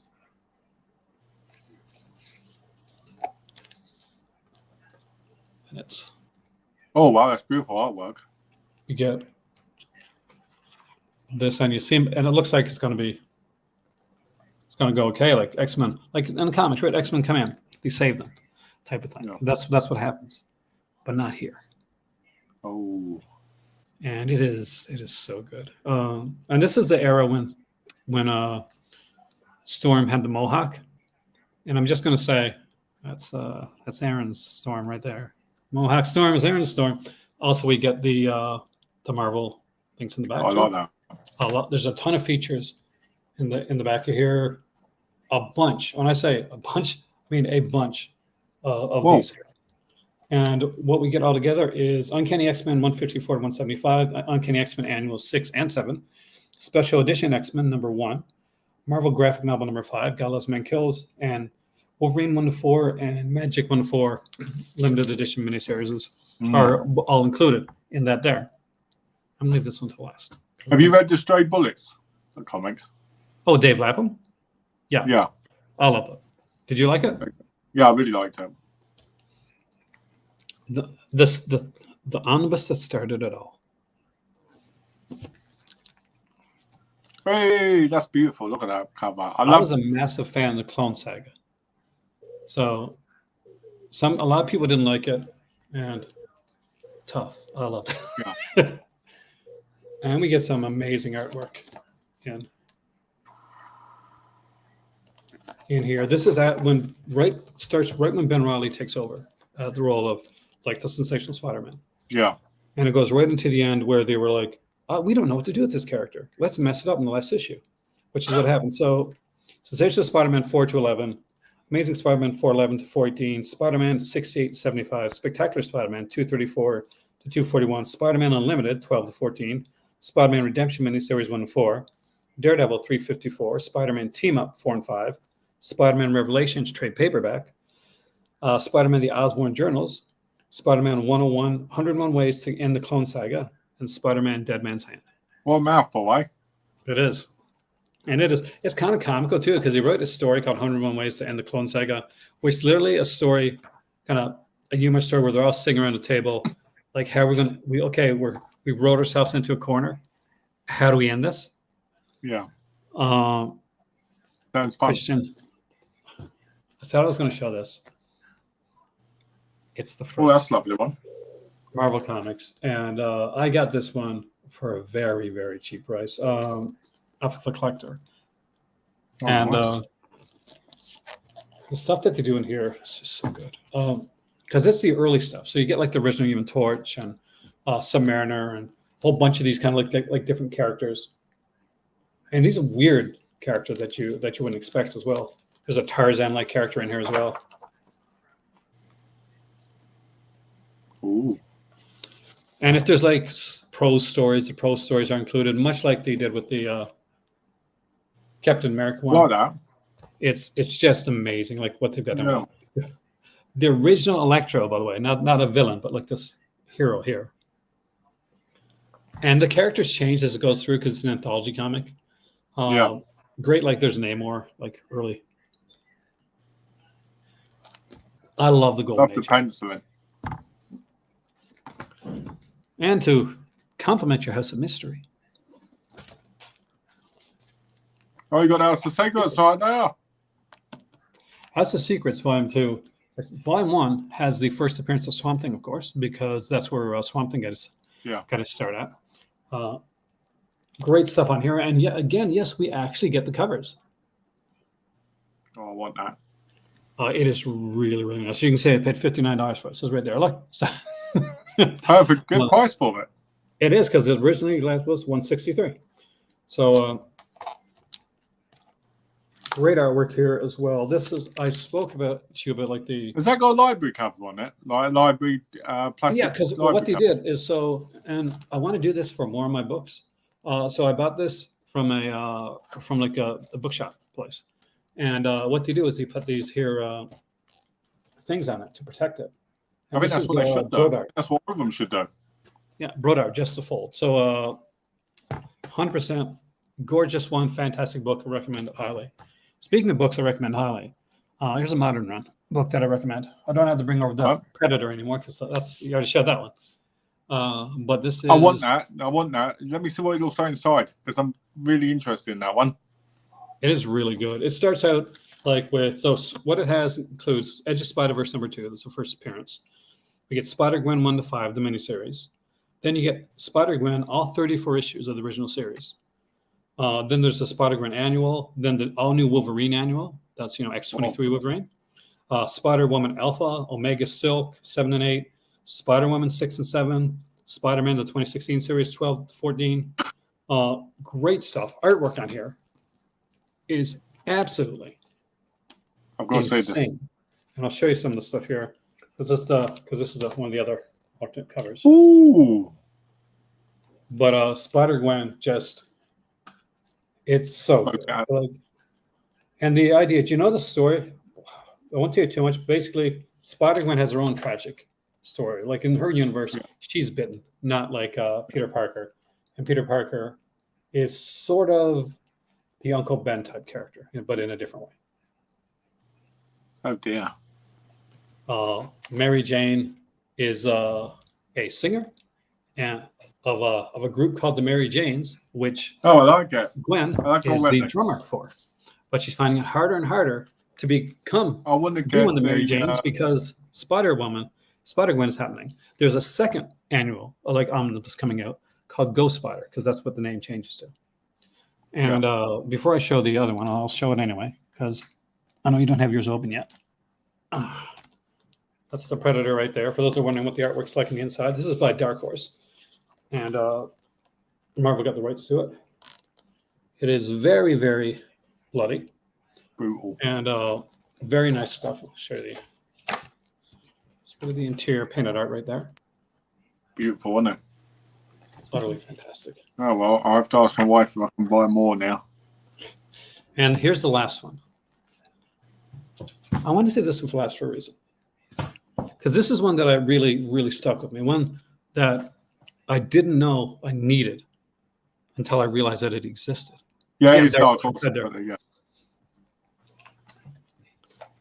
But now that I got it, I could not do without it.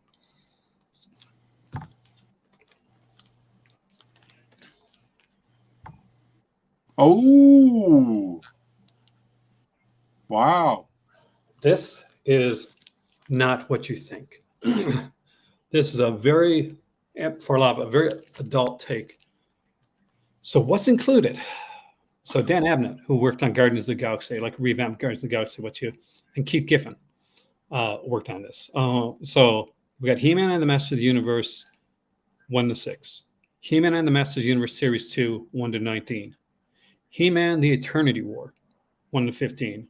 Masters of the Universe digital chapters were put out online, 1 to 8. Masters of the Universe Origin of He-Man, number 1. Master of the Universe Origin of Hordak, number 1. Masters of the Universe Origin of Skeletor, number 1. DC Universe versus Masters of the Universe, 1 to 6, complete miniseries. He-Man Thundercats, 1 to 6, complete miniseries. The DC Comics Presents 47 special preview that was done back in the mid-'80s. Special message that was in the middle of comic is here as well. And Master of the Universe 82, the 1982 miniseries that did back in the day. This is massive, and you're not going to believe the art on the inside of these books. Oh my! I gotta see if that's still available. It's a massive. If that is, that's going in my thing right now. Like, look at this. And you get to things like, you want to see like a series. I want to see if they got I want to show there's a She-Ra there. I want to find the DC one. He-Man. Have a look. And when I bought this, I got this for the extremely cheap price of $20. Whoa! Yeah, it's on Amazon. £82. It's not bad actually for that. Let me see, how many pages is it? So as you can see right here, the DC versus Master of the Universe. You got John Constantine, Zatanna, insanely well. And I got to show the old school stuff because it's just, it's slightly kind of old school, like the cheesier fun stuff. Yeah. Like the original art for the original 1980s. Wow. Even the preview with like Superman meeting He-Man. That's amazing. It is incredible. It's one of those books that I didn't know it existed. I didn't know how good it was, and then I got it, and I was like, "Yeah, it's for me. It's those that don't know. I'm a massive He-Man and Masters of the Universe fan. I always have been. I have the look at this She-Ra cover right here. It's utterly fantastic, and it's by Terry Dodson, Rachel Dodson. So you know the artwork's gonna be great. Good, I love that. And you sold it. I'm gonna buy it. I'm gonna buy it. Gonna kill me again. What's that? Hold on, I gotta check something. Just got a message about something. Hold on. I'm pretty sure it's like around 1,400, 1,500 pages, all together. So, guys, I grew up like as a massive like He-Man fan. I'll show you how much of a He-Man fan that I am. It's just gonna take me a second. Both running off screen at the same time. I do apologize, but I'll be right back. Don't worry about that. Sorry about that, guys. I had a message which I thought was important. Let's go slow. Oh yeah, let's go slow. Hey man, I think I've heard that song. My Lord. I believe. I believe. I believe. Because I believe in magic. So, in everything they do. so I ended up picking it like Whoa! the ink and paint edition. So, if you've never seen these are they're incredibly well done. And inside of these, let's see if I can find it. Every one of them had art cards by different artists. This one is Dave Johnson. This is Humberto Ramos. There's a whole bunch of volumes. My kids have a lot of them actually. He-Man and the New Adventures of He-Man, which is really, really hard to get. Yeah, they're print now, aren't they? It is. So I got, of course, the second volume right here. Yeah. And so the Christmas special. It is the Christmas special. Which this is a special edition of the Christmas special, which also comes with its own art cards. I kid you not. Which has David Mack and Phil Jimenez, who did a nice run on Wonder Woman. Some people like kind of rag on his Wonder Woman run, but I actually used to like it. I like it. And last but not least, for my He-Man stuff, so is this right here. And this was put up by Mill Creek a long time ago instead of print. Oh, I remember them. They had multiple ones, didn't they? This includes within it the entire 1983 to 1985 He-Man and the Masters of the Universe series. It includes the 2002-2004 He-Man Masters of the Universe series. But for some reason, the New Adventures of He-Man, the one that's harder to get, it has like 20 fan favorite episodes. You couldn't do the whole series. Plus, it also includes a CD soundtrack, a power sword that actually fits like the character, like the action figures, a documentary called Fans of Masters of the Universe documentary, and a 48-page commemorative booklet and episode guide for all 189 episodes. That's quite amazing. So it's incredibly well done. My history of He-Man is I had a girlfriend, everybody called Skeletor. Oh, really? Yeah. But no, He-Man's one of those that I really, really enjoy. And also had the play, the play set. Oh, did you? Oh, I would have killed to have that. I had that. That one does look cool. I'll be honest with you. That one, I'm sure there's a few more like that one. I think there's a blue and green one that goes side by side with it. Which one? The last one you had. Oh, that one there. Sort of, not in that like style thing. That I got that long before I do reviews for Mill Creek sometimes. But I got that long before review. That I paid a bunch for that one back in the day. That was not one of the cheap ones, and now it's out of print. Now it's even more expensive to get. Nice. But my package might come here. I might have another package turn up in a minute with more graphic novels in. More graphic novel. Are you serious? Seriously. It's 2 stops away. Did you find the He-Man book? Was it still in print? It was still in print. £82 on Amazon. 3 left. How much is the? I'm surprised it's in print. 2019 it says it came out, so it might be a reprint. Let's see. Check something here. I better have some massive Thundercats fan. So like, this became like a both of us type of thing. Thundercats is great. I didn't like the new series. I prefer the old one. Oh, I 100% agree. The new one was kind of.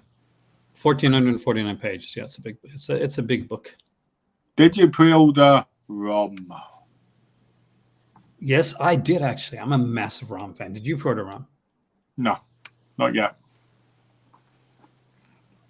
ROM is like, let's actually, you want to look into like some of these pre-order stuff? Want to see what's out there? Yeah, let's do it.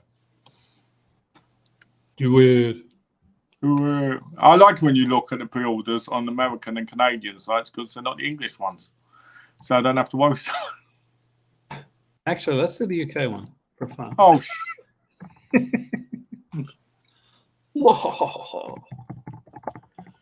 We'll go to the American one too. all right. Because you'll get like more. Canadian, I think, has some of the best prices on this stuff though.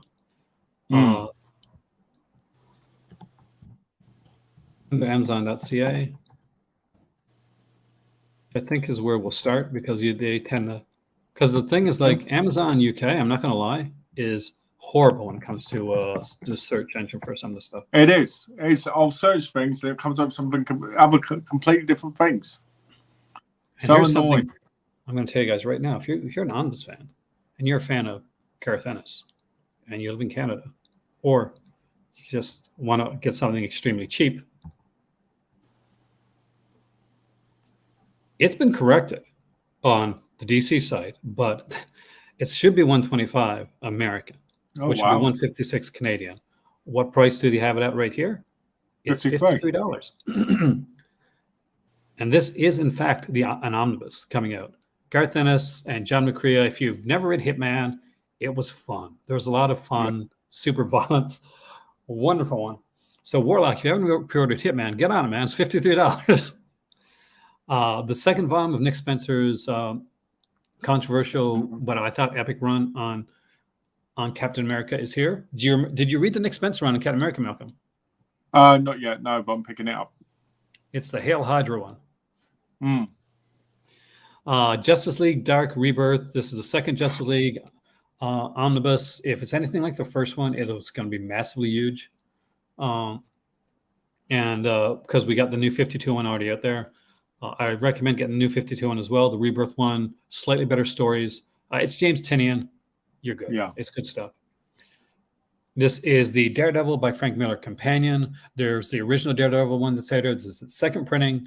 This includes the miniseries, which I still think is Frank Miller's best work that he ever did on Daredevil, was the Man of Fear miniseries. It was 5 issues. Yeah. Remember those? Yeah. You have those cardstock like covers? Yeah.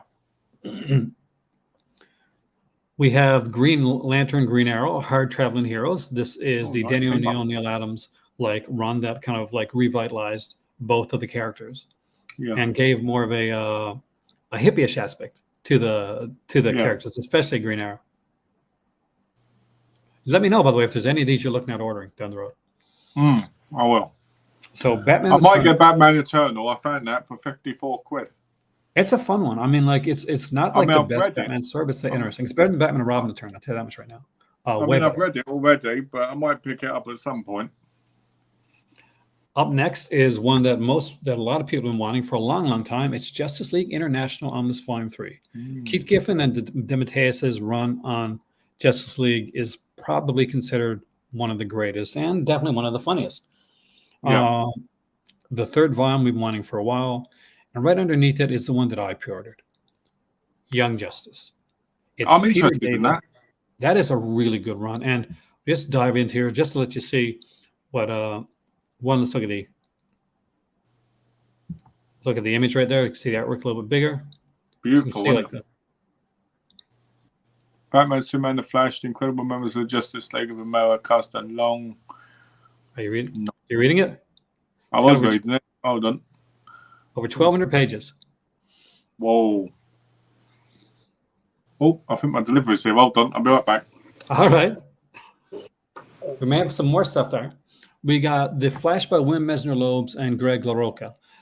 This was the run that came like out right before Mark Waid's seminal run on The Flash. I'm actually a huge fan of Mesner-Loeb's run. This is the first volume of it. I think it should be done in 2 volumes, but it's a really good run. It's Wally West, not Barry Allen, and because Wally West was the Flash for my like college years. We're getting Star Wars by Gillen and Pack, which is the follow-up to the Jason Aaron's Star Wars by Jason Aaron on this, which is what everybody should read. And I will 100% recommend that one, like right at the gate. Right now, out, it's not a pre-order, but it's out right now. Batman Teenage Mutant Ninja Turtles Omnibus looks really, really cool. I kind of want it, but I can't afford it right yet, but it is so nice. Did you get your stuff, Malcolm? We have a package. Let's look into Malcolm's package. If you look at my package, you always get a thrill. Yeah. Let's see what's in the magic box. What's in the box? Oh, hold on. Okay. Nice. I used to have a what's in the box gift. It's popular, but I don't have it. Okay. So first off, we've got an Ed Brubaker, Sean Phillips book, Night Fever. That's a different one. I haven't read that. Yeah, it's one they released this year. Oh, that's why I haven't read it. But but it's very new. It's basically about a killer. So it says in Europe on a business trip, Jonathan Webb can't sleep. Instead, finds himself wandering the streets of this strange foreign city. With a new friend, a mysterious and violent Rainer as his guide, Rainer shows Jonathan the hidden world of the night, a world without rules or limits. But when the fun turns dangerous, Jonathan may find himself trapped in the dark. A lot of people didn't think very highly of it, but I thought, it's one I haven't read. Then we've got a nice hardback. We've got American Gods Volume 1. Nice. I love American Gods. So it looks really nice and all. Did you like the series, the TV series? I watched it, yeah, but I own the Blu-ray. It's okay. Like they messed up some things, in my opinion, like from the book. Yeah. But, and then I've got the first 2 volumes, deluxe editions of Killing Stalking 1 and 3, because I've got number 2 coming tomorrow. This is really interesting. All right, Yun Boon, a scrawny and quiet man, has a crush on one of the most popular and handsome guys in his college. After the 2 cross paths again, Yun Bum's feelings grow in intensity until they become an obsession, and he breaks into Sang-woo's home. But what he sees inside is not the Sang-woo of his fantasies. His dreams of this alluring man abruptly turn into a nightmare. And this has 5 volumes so far. And they're coloured as well. It's coloured inside. who wrote that? Based on a webtoon. So, yeah, I've got volume 3 coming tomorrow. And volume 4 and 5 not out yet. So, yeah, that's it. That is some massively cool stuff, man. We never know what we're going to get here. So, did this one tempt you? Because this one tempted me. Batman Teenage Mutant Ninja Turtles Omnibus.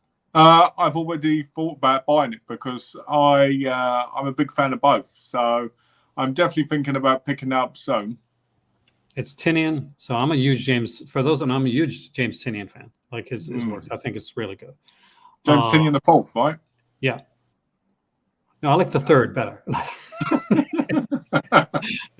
Wolverine Omnibus Volume 5. Eventually, I'd like to, but it's up to Volume 5. Makes it hard for me to get in. You know what I mean? Yeah, I was looking up the other ones, and they were really expensive. They are. Like, yeah, you got to find. You can find them cheap, like, but you gotta look around. New X-Men, again, fantastic run on X-Men. Grant Morrison, I'm a huge Grant Morrison fan. I make no bones about that at all. Yeah. And I think this is a great run. If you want to know, like, one of the places you could start reading X-Men, this is one of the places. Okay, cool. Wow, Immortal Hulk Omnibus, 187.99. Yeah. Oh, yeah. Like this is the normal price. Like, but these a lot of these go on sale for like extremely cheap. That's the thing. Got to watch out. Always watch out, guys, for pre-order prices. When Amazon comes up, a lot of these books drop down massively in price, and I will give you kind of an example right here. So this is Immortal Hulk, right? Yeah. So see if I'm using the right. Am I using the right one? No, I'm not using the right one on here. Damn. So when I go on Chrome, this I'm on Safari right now. So when I go on Chrome, I have an app called Kinda, and you can put it onto your Chrome browser, right? So when you go into there, it has a chart. Oh, it tells you the lowest price and everything. Yeah, it'll go through the months and tell you like when it dropped down low in price. So you can actually kind of like map like, okay, this went down this is probably not going to go down again for a bit because it had a recent like massive drop in price. So Immortal Hulk is probably one of the best Hulk stories that I've ever read. Okay. It is Al Ewing and it is a horror story. It is not the Hulk smash type thing. So what we've got at this point is we've got the Devil Hulk is kind of one of the names for him. Basically, he's the Hulk that enjoys it. He's called Immortal Hulk because what Bruce Banner realizes to his horror is that it doesn't matter if you kill Bruce Banner. He can literally go in the middle of a bomb, blow himself up. He'll come back when he turns into the Hulk at night. And then when he turns back to Banner, he's perfectly fine. And the Hulk, when it comes time to like get into a fight, when it comes time to like fight a villain, he enjoys it. He sadistically enjoys what he does. We get like a lot of body horror in this. There's a strong correlation between this and Alan Moore's Swamp Thing. Betty, his long kind of his love interest. At one point, she was a Hulk too, and she finds out that she turns into a different iteration, and it is not a Hulk, but it is pretty horrific, and it is so well done. Oh wow! We literally have him pretty much go to hell and come back in this. Well, to be fair, 1,592 pages. Yeah, that's massive. That's a massive story. That's big. Seven Soldiers is coming up by Grant Morrison. I'm not going to lie, I haven't read Seven Soldiers, so I don't know. What I am a fan of, though, is Nick Spencer, and I think Nick Spencer brought like credence and back to Spider-Man after Dan Slott, who I do like, killed it. They're bringing back in the Death of Spider-Man omnibus. This has been out there for years, the Ultimate Comics one. I might pick that up. I do like that one. It is like the Ultimate run. By the way, guys, if you've never read Spider-Man before, the Ultimate Spider-Man run in comics, actually, it's a really good run. One of the best that anybody could go in. I've been getting obsessed with buying variants for comics. Then variants for these, like I got a lot of variants when it comes to these here, actually, because I tend to go for them. I want that Amazing Spider-Man really badly. The Nick Spencer one. What's the variant? Yeah, because the variant, that one's nice, isn't it? Yeah. 0 Hour. Remember this event? Yeah. So that's too high for me. But if that went under 100, I'd buy it. Yeah. Dark Knight's Metal is here. We finally are getting a new printing of Spider-Man versus Venom. It has been a long time since this one's been in print. It has the complete Maximum Carnage storyline,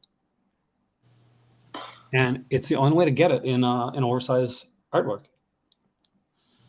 Nice. So here's one for you, man. Daredevil by Brubaker and Lark. Ooh. There's 2 volumes. I highly recommend them. Definitely recommend. Daredevil runs, I'll be honest with you, there's not much in the Daredevil runs I can't recommend. Yeah. I say go into the Silver Age stuff if you like Silver Age, but it's not exactly like, it's not Amazing Spider-Man level of like goodness for Daredevil and Silver Age, but it's fun. But like the more like stuff like Brubaker and Lark, Mark Wade's run on Daredevil is amazing. Have you read the new ones? Oh yeah. I don't have them in my collection yet, but I read them all. I used to have some trade paperbacks in that before I moved over here. Nice. One of my favorite Moon Knight, Mark Spencer. This is my era of Moon Knight. It's finally come out, and Volume 2 is on its way. Or no, it's already out. I think Volume 2 is already out. Coming back in print, Ghost Rider by Jason Aaron. And for those that have watched my comic videos before, they know that I pretty much will buy anything that Jason Aaron writes. Yeah, because it's got your name in his name. Oh yeah, all right. So got to be good, right? Got to be good. I pre-ordered this one the absolute second it was announced. When it came up on Amazon, I went in right away. It is Micronauts, the original Marvel years. Bill Mantlo did an amazing job of crafting these characters that started as a toy line. For the longest period of time, Marvel lost the rights to these characters. They couldn't use them. They couldn't reference them. This is the first time in years, in decades, Marvel has had Micronauts. That is, as you can see, it's a Dave Cockrum cover. Dave Cockrum, probably most famous for his work on the X-Men. Did amazing stuff with Micronauts. How much did you pre-order that for? Because it went 156, was it? I pre-ordered it for, and I will look on my phone. I will give you the honest truth on that, as opposed to that dishonest truth, right? Yeah. But here, let me just check because I got pre-ordered. Well, instead of a guess kind of thing. Oh no, I can look up my orders. It'll show me like the exact price. It's amazing, but the pre-order windows are quite a while away. Like that one comes out in April, so you could easily have the money in time for it, which is nice. Oh, that's the thing, because with this stuff here, the fun part of it is that it doesn't. Let's see, this one doesn't show my price. I'm going to check on my other app. The fun of this is that if I could pre-order it at a low price, and it can go down lower. If I got the pre-order in, I'm going to get the lowest price possible. If I don't have the pre-order in, I don't get it. And at the end of the day, if I decide I want to pre-order something, and like, because a lot of the stuff, some of the stuff is up till like April or May next year, and I want to cancel it, I can cancel it. Yeah. I can say like, okay, yeah, I decided like that's not one. Well, one that's not as important as one of the other ones.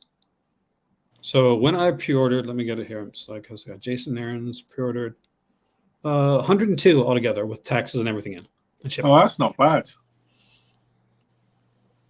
That's a big difference. Definitely, and I got ROM for a little less than that, which we haven't seen here yet. It'll come up. American Vampires now back in print. $76 is actually really, really good for that. Scott Snyder's work on American Vampire was really good. That was his early work. That's when he was good friends with Joe Hill, and they went to school together, and I went to college together. So Joe, he did not pick up on because his name was Joe Hill. His name's not Joe King, so he didn't know that Joe Hill's dad was Stephen King. That's kind of impressive. Yeah. So I agree with you, Sean. I agree with you, Sean. I'm a big fan of Batman Beyond, and Neil Goffrey looks good so far. It is. They're reprinting the first Captain America. If you like Silver Cat Columbus, there's Savage Avengers, which you smartly got. If you're a fan of Thor, my friends, then this is Green Lantern. Sorry, Green Lantern. It's then used by Green Lantern because Thor and Green Lantern are totally the same character. If you like Thor, get Green Lantern. Yeah, here you go. We're to make Batman Beyond neo-Gothic. Oh yeah, I love Batman. This was the definitive run on Thor, followed up by Jason Aaron's run on Thor. Those are the two most definitive runs on Thor. Yeah. And then I'd say if you get into those, get Dan Jurgens. But Walter Simonson legit started a lot of the Thor mythos that you know. Ragnarok, Beta Ray Bill, all this came from Walt Simonson. This has been out of print for a long time, but it's if you're a Thor fan, it is one of the best places. Go grab them. Companions are coming big now, as me and Malcolm talked about, and Carl Reiner, he's a villain, literally chops up people and puts them in the refrigerator. That's his thing. That's his. So that is going to be a very interesting one. Silver Surfer. I love this. It's by Dan Slott, but his artwork is by Mike Allard with the colors by Laura Allard. And for those that have read Mad Men or like Fantastic Four, when Allard was on it, or any of the other books he's did, I will read anything with this artwork. Like, let's look at this art. I just want to bring this up here.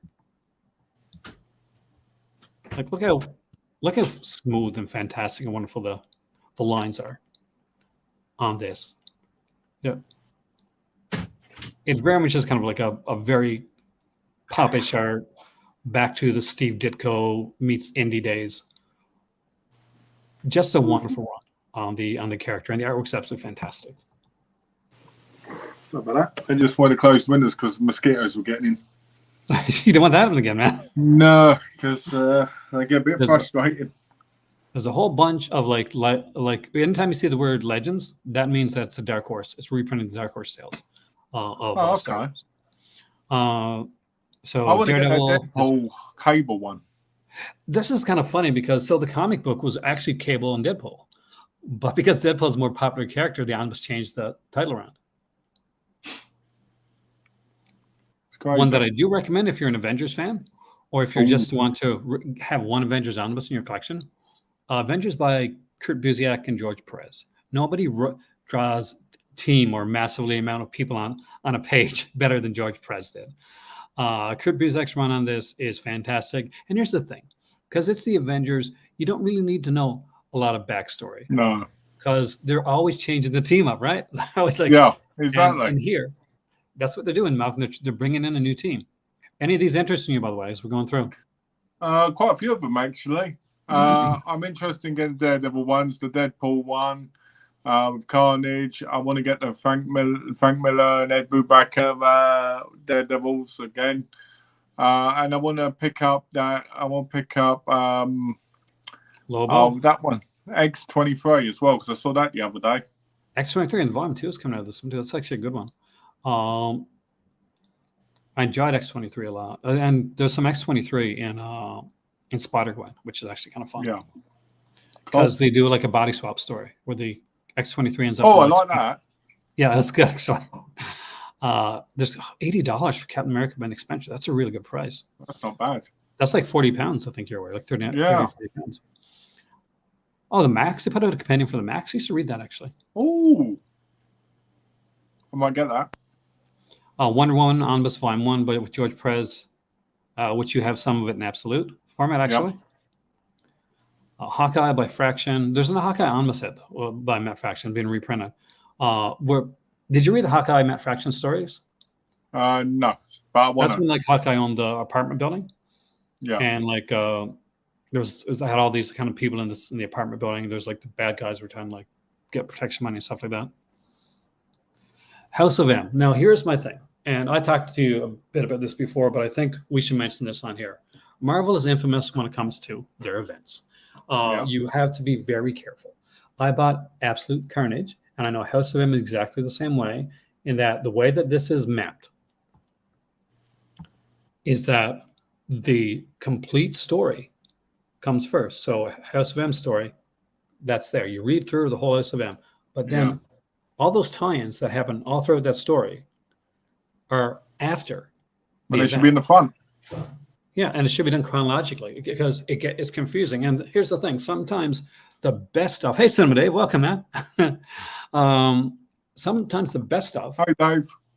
Is not like the event itself. A lot of the best stuff, a lot of things that makes the event exciting are some of those crossovers. I know with Absolute Carnage, the one of the last stories in the omnibus itself, in Absolute Carnage, is one of the best stories. It's a standalone horror story about a kid whose parents are divorcing and hate each other, and completely toxic. Him and his brother find this stray dog, take the dog in, and the dog has a Carnage symbiote in it. Wow. And literally turns kind of into Alien.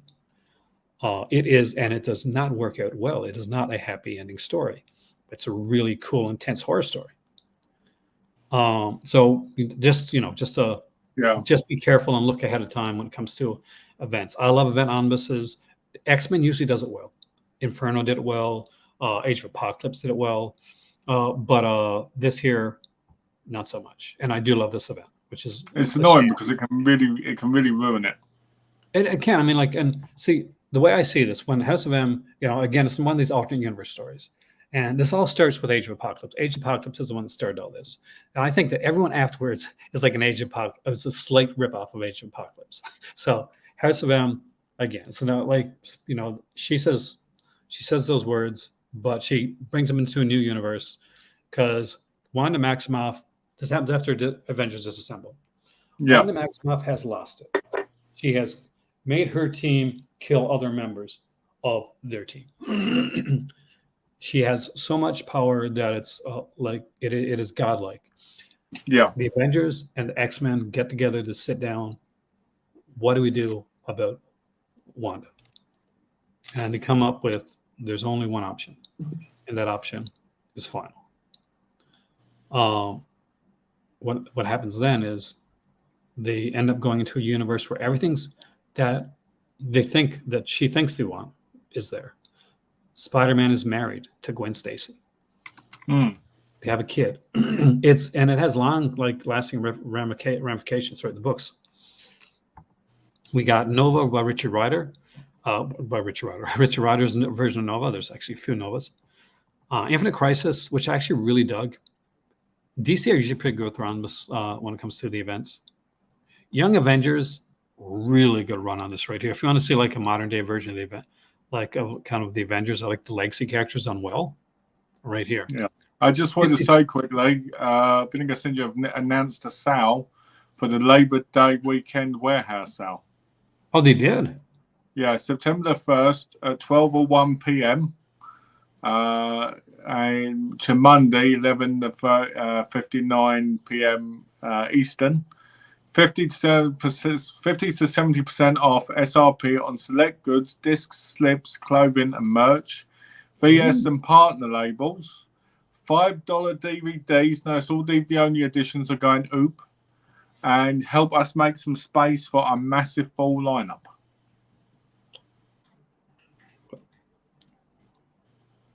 I'm looking at it here now.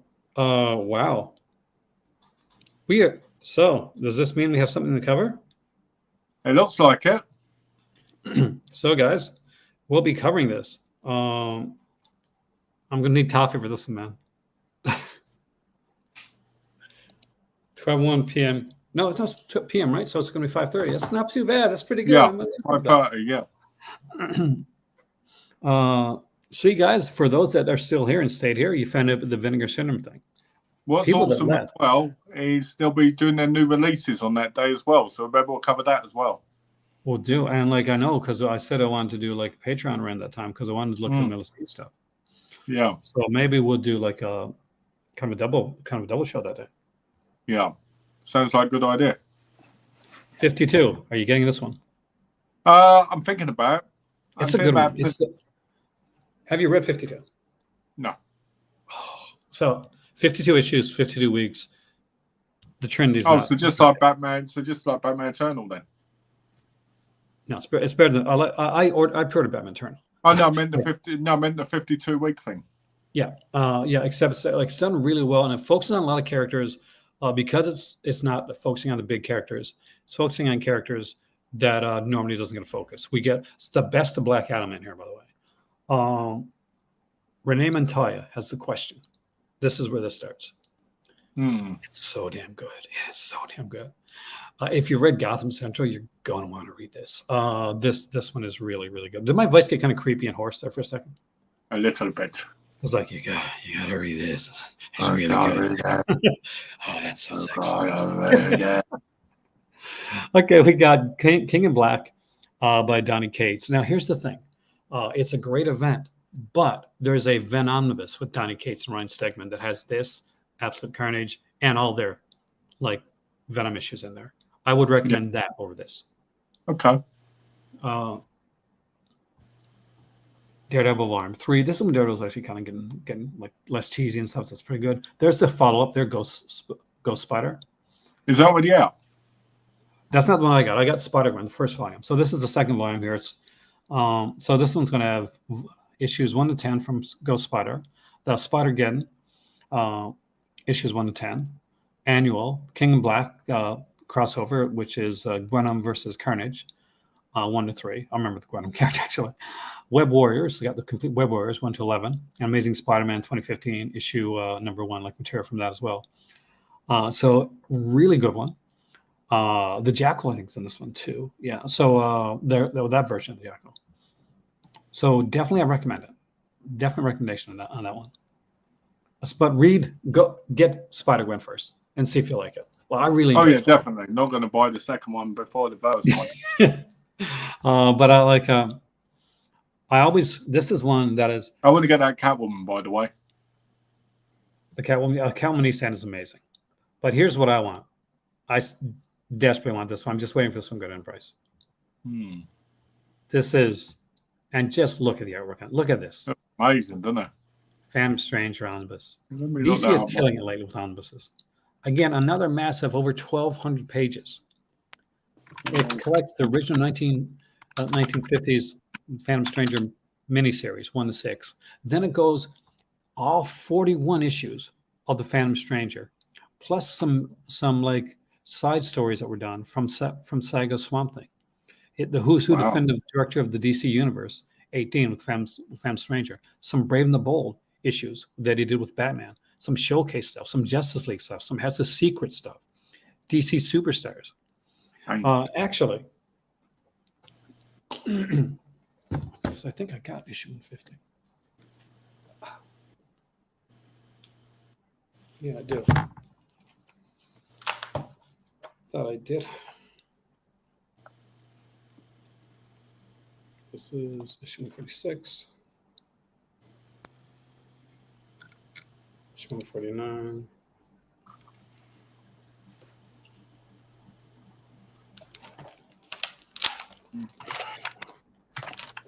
Can you see that? Let me see. Yeah, I can see that. That's the cover to issue 150 of House of Secrets, the special Phantom Stranger issue. Oh, nice. I'm waiting for this one to go down in price because it's one of. See, I need to get this one too. Thor by Jason Aaron, volume 2. I've got the first volume. It's one of my favorite books I got in my collection. Stranger. Catwoman of East End is here. I recommend this to everybody. Green Lantern, I've already recommended in my last video. There's a Hush omnibus coming out. I just wish this would drop in price. Yeah. It's stuck at $195. I can't order at $195. I'm waiting for this to drop. It needs to. That's really expensive. Yeah. Justice League Dark, like J.M. DeMatteis and Jeff Lemire. Jeff Lemire, I think, did the best work on this. One that's really good, if you ever see it go down in price, Malcolm, is Superman by Peter I want that. I keep seeing it for £96. Wait till it goes lower, because it will go lower. Also, there's a Super Sons one. Yeah. But I've seen that one. Be careful, because there's 2 editions. Initially, Super Sons came out, the omnibus, and then after that reprinted it as with an expanded edition with more pages. Oh. So just make sure you get the expanded edition, so you don't have to like buying it twice, right? Yeah. Oh, it's my Simpsons book. Yeah, there you go. Like it's volume 2. Nice. And here it is, right here. The new printing of the complete Frank Miller, Klaus Janson. Ooh. We get some amazing stories in here. The Elektra stuff. You're going to get the issue with the gun. There is Batman Detective Comics. Again, it's Peter J. Tomasi and James Tinney in the 4th. Yep. And here's the one I'm waiting to go down in price. I'm a massive Alpha Flight fan. Yeah. Like, as a kid, here's the thing. There wasn't a heck of a lot of Canadian superheroes that I had to look forward to. But I look forward to Alpha Flight. I looked forward to Wolverine, and I look forward to a character called Captain Canuck, which was Canadian made. That's a great name. I want to get a Conan at some point. This is the new Titan ones that are coming out. Conan, the original comics. These are the color ones. They are reprinting the Savage Sword as well. And as was recently announced, they're making new Savage Sword magazines. gallery editions are massive. They're almost too big. So I tend to stick away from them most of the time. Yeah, what do you mean by too big? Well, you saw that like book that I had, like the one that that X-Men one, the Yeah. Grand Design, Yeah. kind of bigger like that. A lot of those are Wow, bigger that like is that. Sometimes, and there's bigger than that too. Like, have you ever seen the Taschen book, by the way, Malcolm? What book? There's a company called Taschen that does a lot of these here books. But when they do them, it's like this big. Like, Oh, so literally, if you were traveling, this would be something you would carry because it wouldn't fit in a suitcase. that's mental. It's insane. And I Ultimate think they're Marvel. big enough. You know, when they're like, What do you? I mean, like these are big. Like absolutes are massive. Yeah. So getting into something like that tends to be something that but I don't want to go through all these anyway. I just wanted to mention some of these here. Superior Spider-Man's coming out. Excited about that actually. yeah, Well, I recently reread it, and it was a good run, It's a but good it run. gets tiresome near the end. Yeah. Like I'm like, it got to a point where I'm like, can That's it what I end? felt. That's what I felt like the Human Target. 12 Okay. pages. I was like, not much happened in this. You know, it feels a little bit like it goes from like a really good start to then an okay ending, but the middle part's really, yeah. Did you like the reveal without giving it away? I like the reveal. I just felt like it could have been a little bit better. Like it was well done. It was definitely well done. But like I like a lot of Tom King's work. I'm a big fan of Tom King. It seems like everything I buy is Tom King's name on it now. He did a lot of stuff. Like if you buy a lot of Batman, you're definitely get a lot of Tom Yeah. King. The Vision, he did a really good story, solid Vision series. Cool. Probably some of his best work actually. I think like Human Target is good, and it's very noir, like in the way that it works. Yeah. And I do kind of like the reveal. It's kind of consequence free though. Yeah, that's what I mean. So it's the it's a bit of ending's a great. whimper. The ending's great. The way it ends is great. Yeah. Like the ending, like the ending pages. But I felt like in the middle, it just felt like a whole load of melodrama more than anything. Like it could have included up a little bit quicker than it did. Yeah, and I loved what was his name? Was it Gary? I think so. The Lantern. Yeah. I loved. I thought it was hilarious when it turned out, what had happened hadn't actually happened. I was like, come on. You mean Gardner, right? Was it Gardner? I can't remember his name. No, I'd have to go back. Gary or something. One of them, like more of a logical. But again, like you say, Black Label, they always have weird things. It's like I'm reading Harleen at the minute, and I'm like, okay, this is good, but it's a bit weird. That's the thing. Like I know you're reading Harleen, and I didn't comment a lot because I was in and out with Harleen. There's parts of Harleen that I think are really, really good. Yeah. And there are parts of Harleen that I think really miss the mark. I agree. I think that Black Label, especially with Batman stuff, specifically with Batman stuff, it's always in it. It's like Bat Label. That's what it is. Like it's not black. It's like even the Human Target one. It's not even in it, right? But there's a whole issue with Chance thinking Batman's going to turn up. Here's the thing.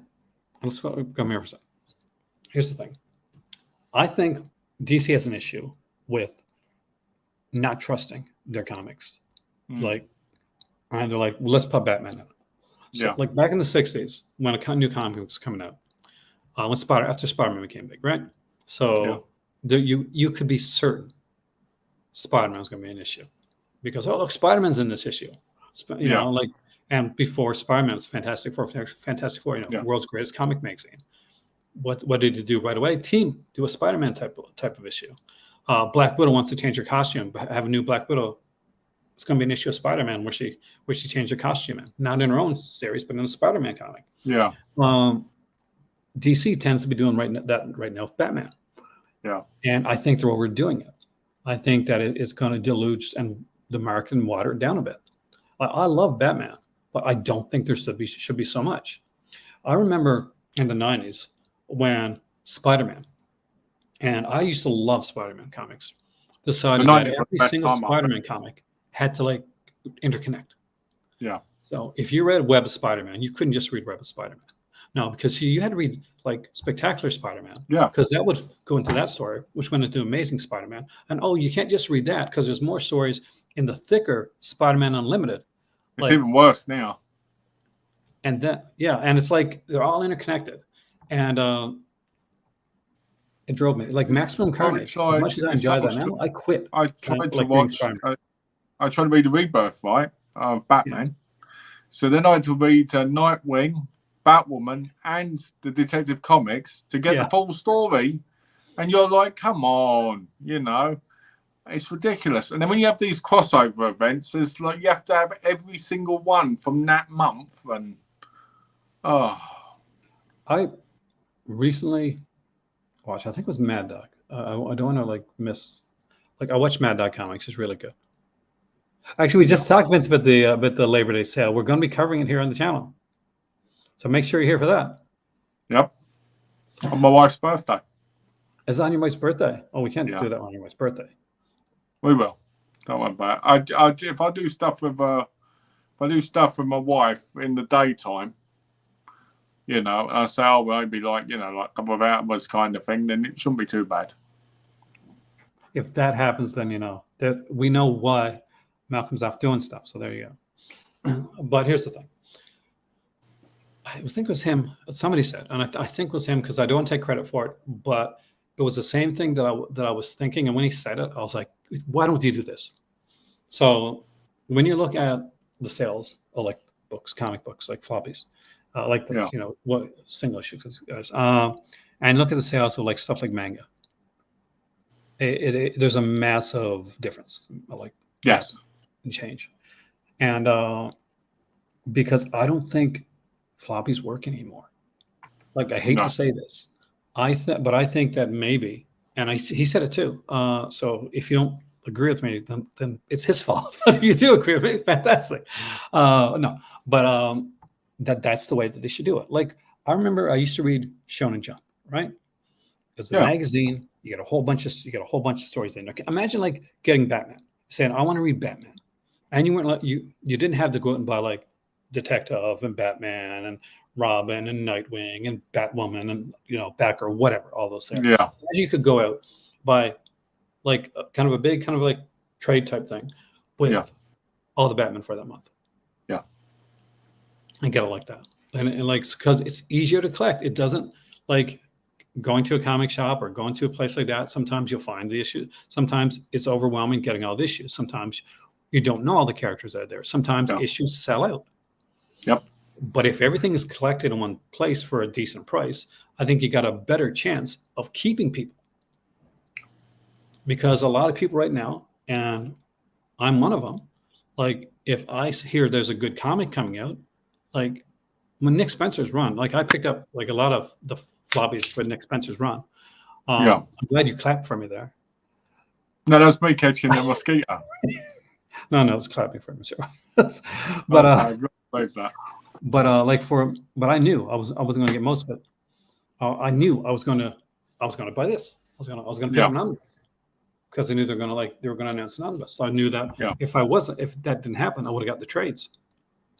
Like I didn't buy Hack Slash one issue at a time. How about Hack Slash the trades for those? Isn't this sexy though? Look at this card. It's lovely. I had 3 to choose from. This was my favorite. I love it. I think it's hard, you know. It's like I look and I go, do I want to subscribe and pick up individual comic? I went to the store, had a meal, watched a movie, and put it there. Wow, you did a lot, Glenn. You did a lot. Dad, Vinegar Syndrome sale coming up. Could be some 4Ks in there for you, man. Ooh, Labor Day sale. Just saying. It could be. It could be. Maybe if it goes over to Melusine too, maybe some sexy 4Ks. I reckon he'll get a jump on them completely. Wow. But did you, when you went to the store, did you go in and go, I want to pre-order Barbarella on 4K? That's the most important thing. Yeah. What were you saying before, though? You were starting to say something. I interrupted you. Yeah, that's what I mean. I was going to say that's why I like buying the omnibuses and stuff, you know, because I feel like I could subscribe to comics and get them every month, but I just find it tedious waiting a month for each, you know, like 30 pages. Like you can even get like a digital subscription, but I find I don't commit enough. No. If like it's a digital subscription, I'll randomly read, but I won't read a lot of stuff. Now, I have stuff that I've scanned onto digital that I've bought and I've scanned in digital, just because I can carry it with me. Like, so like, just to give you an idea, like one of the ones that I got in my collection. Let's see if I can find it right here. I'm gonna open it up and not open up like a. Hold on. Gino just said, just as a bit of a blow in regards to my book, I will post an update to my Facebook, but I will say, yeah, for Warner Bros. Is evil and unhelpful. I've got to be honest, Gino, it doesn't surprise me. Not at all, actually. I wish I could say it surprised me. But I'll be honest with you, Gino. If you were as known as people like Kim Newman and that, you'd probably have more of a chance in that sense. Just because you'd have some studios and stuff that could back you and say, hey, you know, great guy, think it is. Because I think you need those kind of, you know, references sometimes for things. You know what I mean? Because I think it's very hard to do what you're doing. Exactly. But don't let the studios like, you know, give up on it. So fine. as you know, I got all the X-Men ones, right? So right here, I got X-Men Volume 2 on list number 2. That's not a scan. Yeah. You didn't scan that. Yes, I did. I got the whole thing. Let's see. I want to say, nah, you didn't scan that.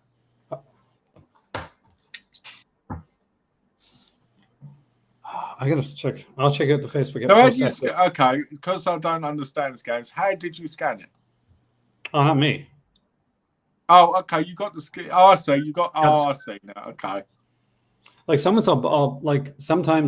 I'll get backups, and I mean like you that's can't what find, I do. And sometimes, and I got a couple Kindle backups too. I got a couple books that I got that I've actually bought, like because they had a Kindle sale. Yeah. Sometimes if I lay in bed, I'll read it. Read what I'm reading, maybe on Comixology or on an app instead, so I don't have to hold the book. Do you know what I mean? If I'm tired. Well, there's a. Hold on a second. I'll show you something right now. Right back. All right. Oh.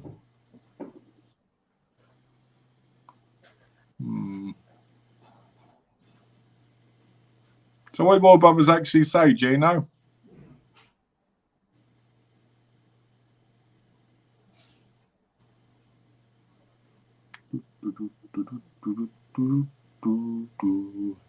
Oh, here I am. I'm looking at the feed, and I'm seeing the omnibuses. Hey, this. There we go. Oh, that's the pillow. Yep. Well, sort of. Anybody that once you get the omnibuses for a while, you end up getting these. And literally, let's see if I can do it here. What it does, let's take House of Secrets.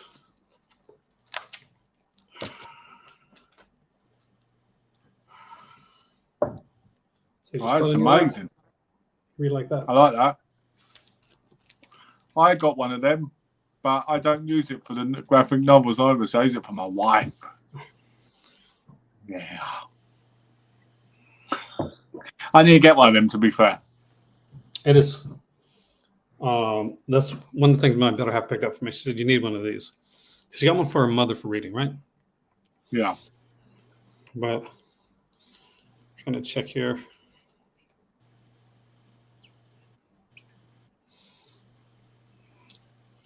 Warner Brothers can be rough with stuff like that. It always pees me off. It's annoying. Because you think you're trying to do something that, one, will help them in the long run because it gets more notice on their stuff. But do they see it that way? No, of course No. not. And sometimes they want to cut the action. Oh, that's the thing. That comes a lot of things. You know. Oh, I think that's the reason. If I'm honest, that's the reason why you see Kim Newman and people like Stephen Farrar on almost everything, because they're so well known, but they're requested to do these things. You know what I mean? oh yeah. Like you get to that, but it's like it comes to a It's part. Raph. Hey, Raph, you changed your thumbnail picture. How It's goes, man? orange. Are you excited It's about the orange. big sale coming up? Are you excited about Coffin Joe? Are you excited about Coffin Joe? I am. I pre-ordered that, and I'm pre-ordering the Pete Walker set tomorrow. Are you pre-ordering like the any of the other sets? Are you getting some? Are you getting Barbarella? I will buy Barbarella, but I'll have to wait till all your music has it to import. I'll just get Barbarella and just. What you do is you get Barbarella, you get that one with her face on, you go upstairs, you put it in the player, you lock the door, you have some fun, you go, here you go, here's my tribute to you, Jane Fonda, and then you get up and you leave. Jane Fonda, she's still around, right? Yeah, she's in the book club, isn't she? She's in the book club too. Oh, The next chapter. I was surprised. I thought that'd been your type film. It kind of is, but I just it's just getting the time to watch stuff, man. It took me a while to watch. It took me time to watch Terrifier 2 when everybody's seen it. And I'm like, I guess I got to watch this. Like, I wasn't sure because I'll be honest with you, it wasn't totally my thing, but it was better than I expected it to be. I preferred the first one. The first one? Yeah. It's less. I like weird. the second one. Don't get me wrong. I liked it. I liked some. I think the acting's better in the second one. Like, yeah, the acting is definitely better in the second one. But I think it's because I like that sawing section in the first one. I'll be honest with you. My favorite is still, and unfortunately the guy's not in it, but because the guy that plays Art is amazing. But All Hallows Eve, I like that a lot. Yeah, that was great. That I think that, to be honest, I think it's more terrifying in that the character than he is in the other two movies. And it's different actors playing that one, by the way. Yeah, like which you don't think because they look so similar on the thing, you know. Yeah, I know. And it's different actors in different parts of the movie. The scariest one I still think is the one, the babysitter one. Yeah, definitely. It kind of reminds me. Do you remember that movie? It was like an anthology film, and it had a babysitter like sequence in it. Are you talking about Amusement? Yes, I love that movie, and I love the way that it all comes together at the end. Yeah, I like how I guessed that off of just Babysitter when there's like so many anthologies of babysitters. Great minds. What's the other? Yeah. Was it yesterday? You're to Angela Mao. I'm like, yeah, there you go. At the same time. Our brains are connected. Scary. Amusement's a good one. I do like. It's got Catherine Minnick in it, isn't it? I love her. I'm actually surprised Amusement's never gotten a big release. I'm surprised by that. I would have thought that would have had a kind of what are they called? That new company, the one who released Satan's Little Helper. Didn't release that. I know you're talking about. You know, in England, and they released Hunt, whatever it is, Last Hunter or whatever it was. What's the name? I think what they're waiting for is a Criterion release. That'd be amazing, wouldn't it? Can you imagine that? All I think when I see that is the guy in it who was in Wedding Crashers talking about tummy sticks. Oh, really? Yeah, that's all I think about when I see him in that film. Tummy sticks. Wouldn't it be nice though? Like, in all jokes aside, can you imagine? Like, recently, Kino started Kino Cult label. I'm very intriguing. Like their stuff. Yeah.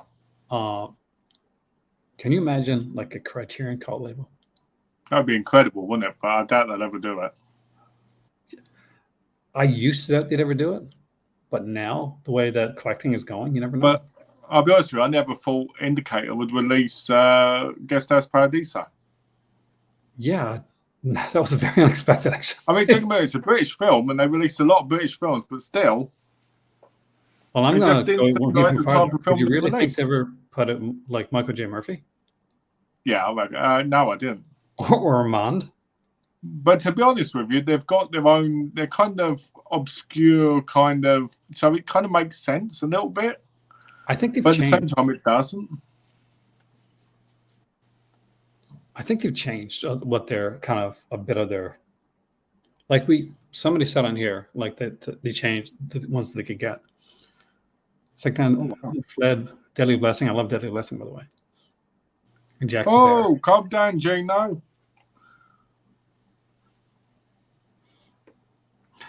Yeah, like, here's the thing. You've had a setback, but there's other people within this. Just start seeing if you can work your way around when it comes to Warner Brothers.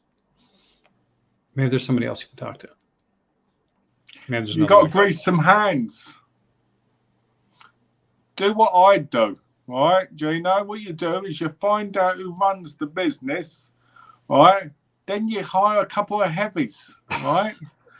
They tell them, you know what? You don't do this. We'll take you and your family out for dinner, right? At the seaside, right? Then you get the information, right? And then you do it anyway. That's what you do. Like a craze thing. Yeah. Right now.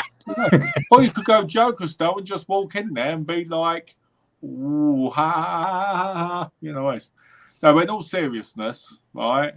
We've got to remember, it's probably not even the person you're talking to that's the problem with it. It's probably some stupid rules about, because we got to remember, it's probably like with Aaron, right?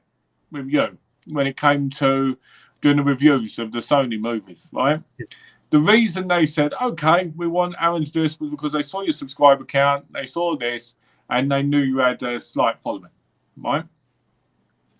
With things in the world, places like Warner Bros. And that, they want people to have this following or these references or something, because that's the way those things work. And sadly, in modern day, when you want to achieve something, right, big, there's more things in the way than there was like 20, 30 years ago.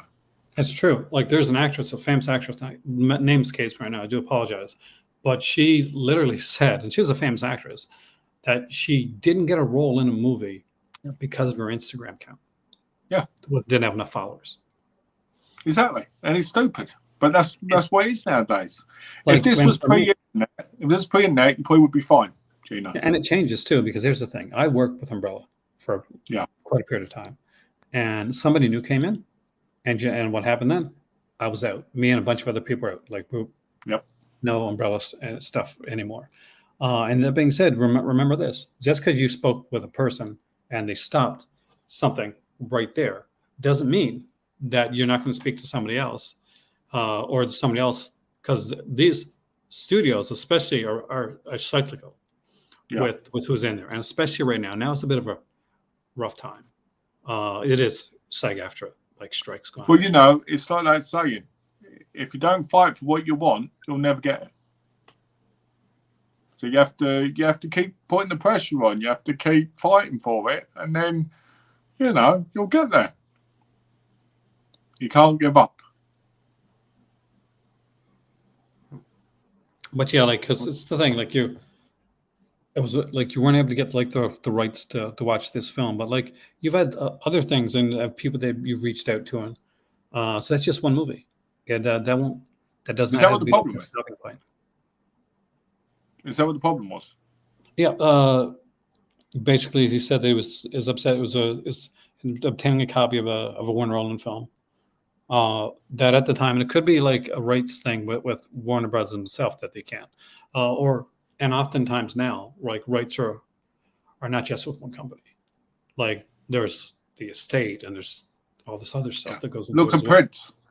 Look at Prince's estate. Prime example. Loads of music he did, none of it released. Right? Movies, music, videos, documentaries by Kevin Smith. And his family will not let it happen, even though it'd make him millions. Can you imagine something? Prince was one of my favorite artists. Like, Purple Rain is one of my favorite. Every song of Purple Rain is amazing. Yeah. Darling Nikki. I like Purple Rain. And to think that was Dusty Rose's entrance music at Starcade. I think it was 83. I forgot that. Yeah, but they edited it out, didn't they, later on because of the copyright issues. Oh, yeah. Can you imagine it would be something like Darling Nikki from Purple Rain? Yeah. That's amazing. You know. For those that don't know, listen to it. I can't. Yeah, you can't play, you can't sing it either because Not a second of it, actually. You can sing "I Knew This Girl Named Nikki," and that is it. Then you I have to knew this stop. girl named Nikki. She got very sticky. She actually- took the Mickey out of me. That's actually way nicer than what's in the song. Vampire cannibal horror movies. I can't do cannibal horror movies, Rafe. I do like vampire movies. A Bloodthirsty trilogy is really, really good. That is a good trilogy. My dad Mr. actually Prince, introduced me do to you that like trilogy. anime films? The best 1993 anime movie I watched in Christmas 2018, you got a great memory on this, was Ninja Scroll. Me and my friends and cousins loved it. I loved the Ninja Scroll movie. I also loved remember watching Wrath of the VHS. which was kind of like a sequel. And the TV series was all right as well. I'm a big anime fan, Rav. I've got a massive anime collection in one of my rooms. One of my rooms in the back, I kid you not, has an incredible amount of anime in it. And in another one of his rooms, he's got like somebody that he's got kidnapped and put down in a cage, like in The Collector with Terrence Stamp. Yes, exactly. Actually, it's the guy from Warner Brothers. It was on the phone, did you know?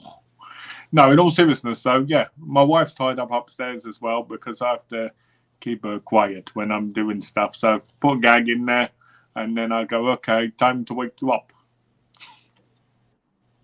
I'm quite lucky, actually. She's very understanding, so she just goes upstairs and reads. That's it. That's why you got these omnibuses now, so that you're right. Does she read any of this stuff? You said she read that, like the LGBT. Yeah, she read that one, but she won't read the others. Not because she doesn't want to, but because she knows how much of a perfectionist I am when it comes to books. I used to read normal books, right? Normal paperback books. That's but because she would pull them like this, and I could never do that. Could never open. Because she likes to open her books like fully. And me, I freak out. I open them gently like this and go. When you pay that much money for them, well, for those that have never come in, anytime you buy something like this, just okay. These are massive books. So the first thing that you do when you unwrap this, you have to take this off. That's what I do. Then you take it like this, right in the middle. You put both hard sides down, and you guys can't see, but you literally just a few pages at a time. You open it, you do that. It's called relaxing the spine. Because if you don't do that, then when you start reading it through and you get like so far in the book, the spine can crack because they're massive books. So you need to relax the spine. It's very important to do with non-bus, especially when you're buying something that can sometimes cost up to $100 or sometimes way over $100, depending on when you get it. Well, that's lovely artwork, isn't it? I love that they do the artwork underneath the dust covers as well, when most normal books don't. I know, like DC does a lot. DC doesn't do it with their older stuff though. They do. Have you ever seen any of the old DC where they try to make it? I'll show you. I'll see if it's on. That's the secrets. Okay, I like what they got done in a way, but so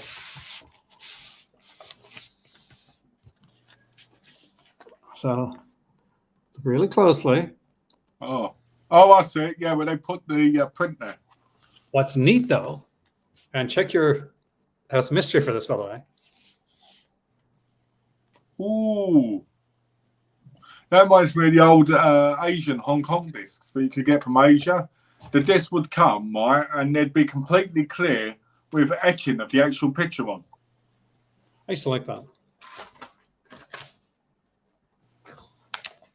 I miss the VCD days. I just remember buying stuff from Asia. And it was like an hour per disc. Yeah, it'd be like just like a jewel case, right? I still love the commentary from Thailand on wrestling events. I never get Tommy Drew going through like 4 tables on ECW DVD or something like that, from like top or something. And then going, oh, he fell. And it was like hilarious the way they did it. You know, the way they were laughing over, I was like, yeah, I don't think the actual commentators were laughing at the time. They used to do like a whole ton of that type of stuff. But with that being said, and my computer dying, Oh, no. You can tell I've been on it for a while. But yes, I do like anime films. One of my favorites is Perfect Blue. Perfect Blue. I've got the collector's edition, right? You know, the big one. Oh, nice. That's fantastic. Oh, That was the fantastic. big I remember book in it. watching that first on VHS. And I was like, just so Phenomenal movie. That Millennium Actress, I watched them back to back when I first watched them. I need to get, what's that again? We got it here on DVD. I don't think we got the Blu-ray of it, but it's hold on, it's escaping me right now. It was really good too.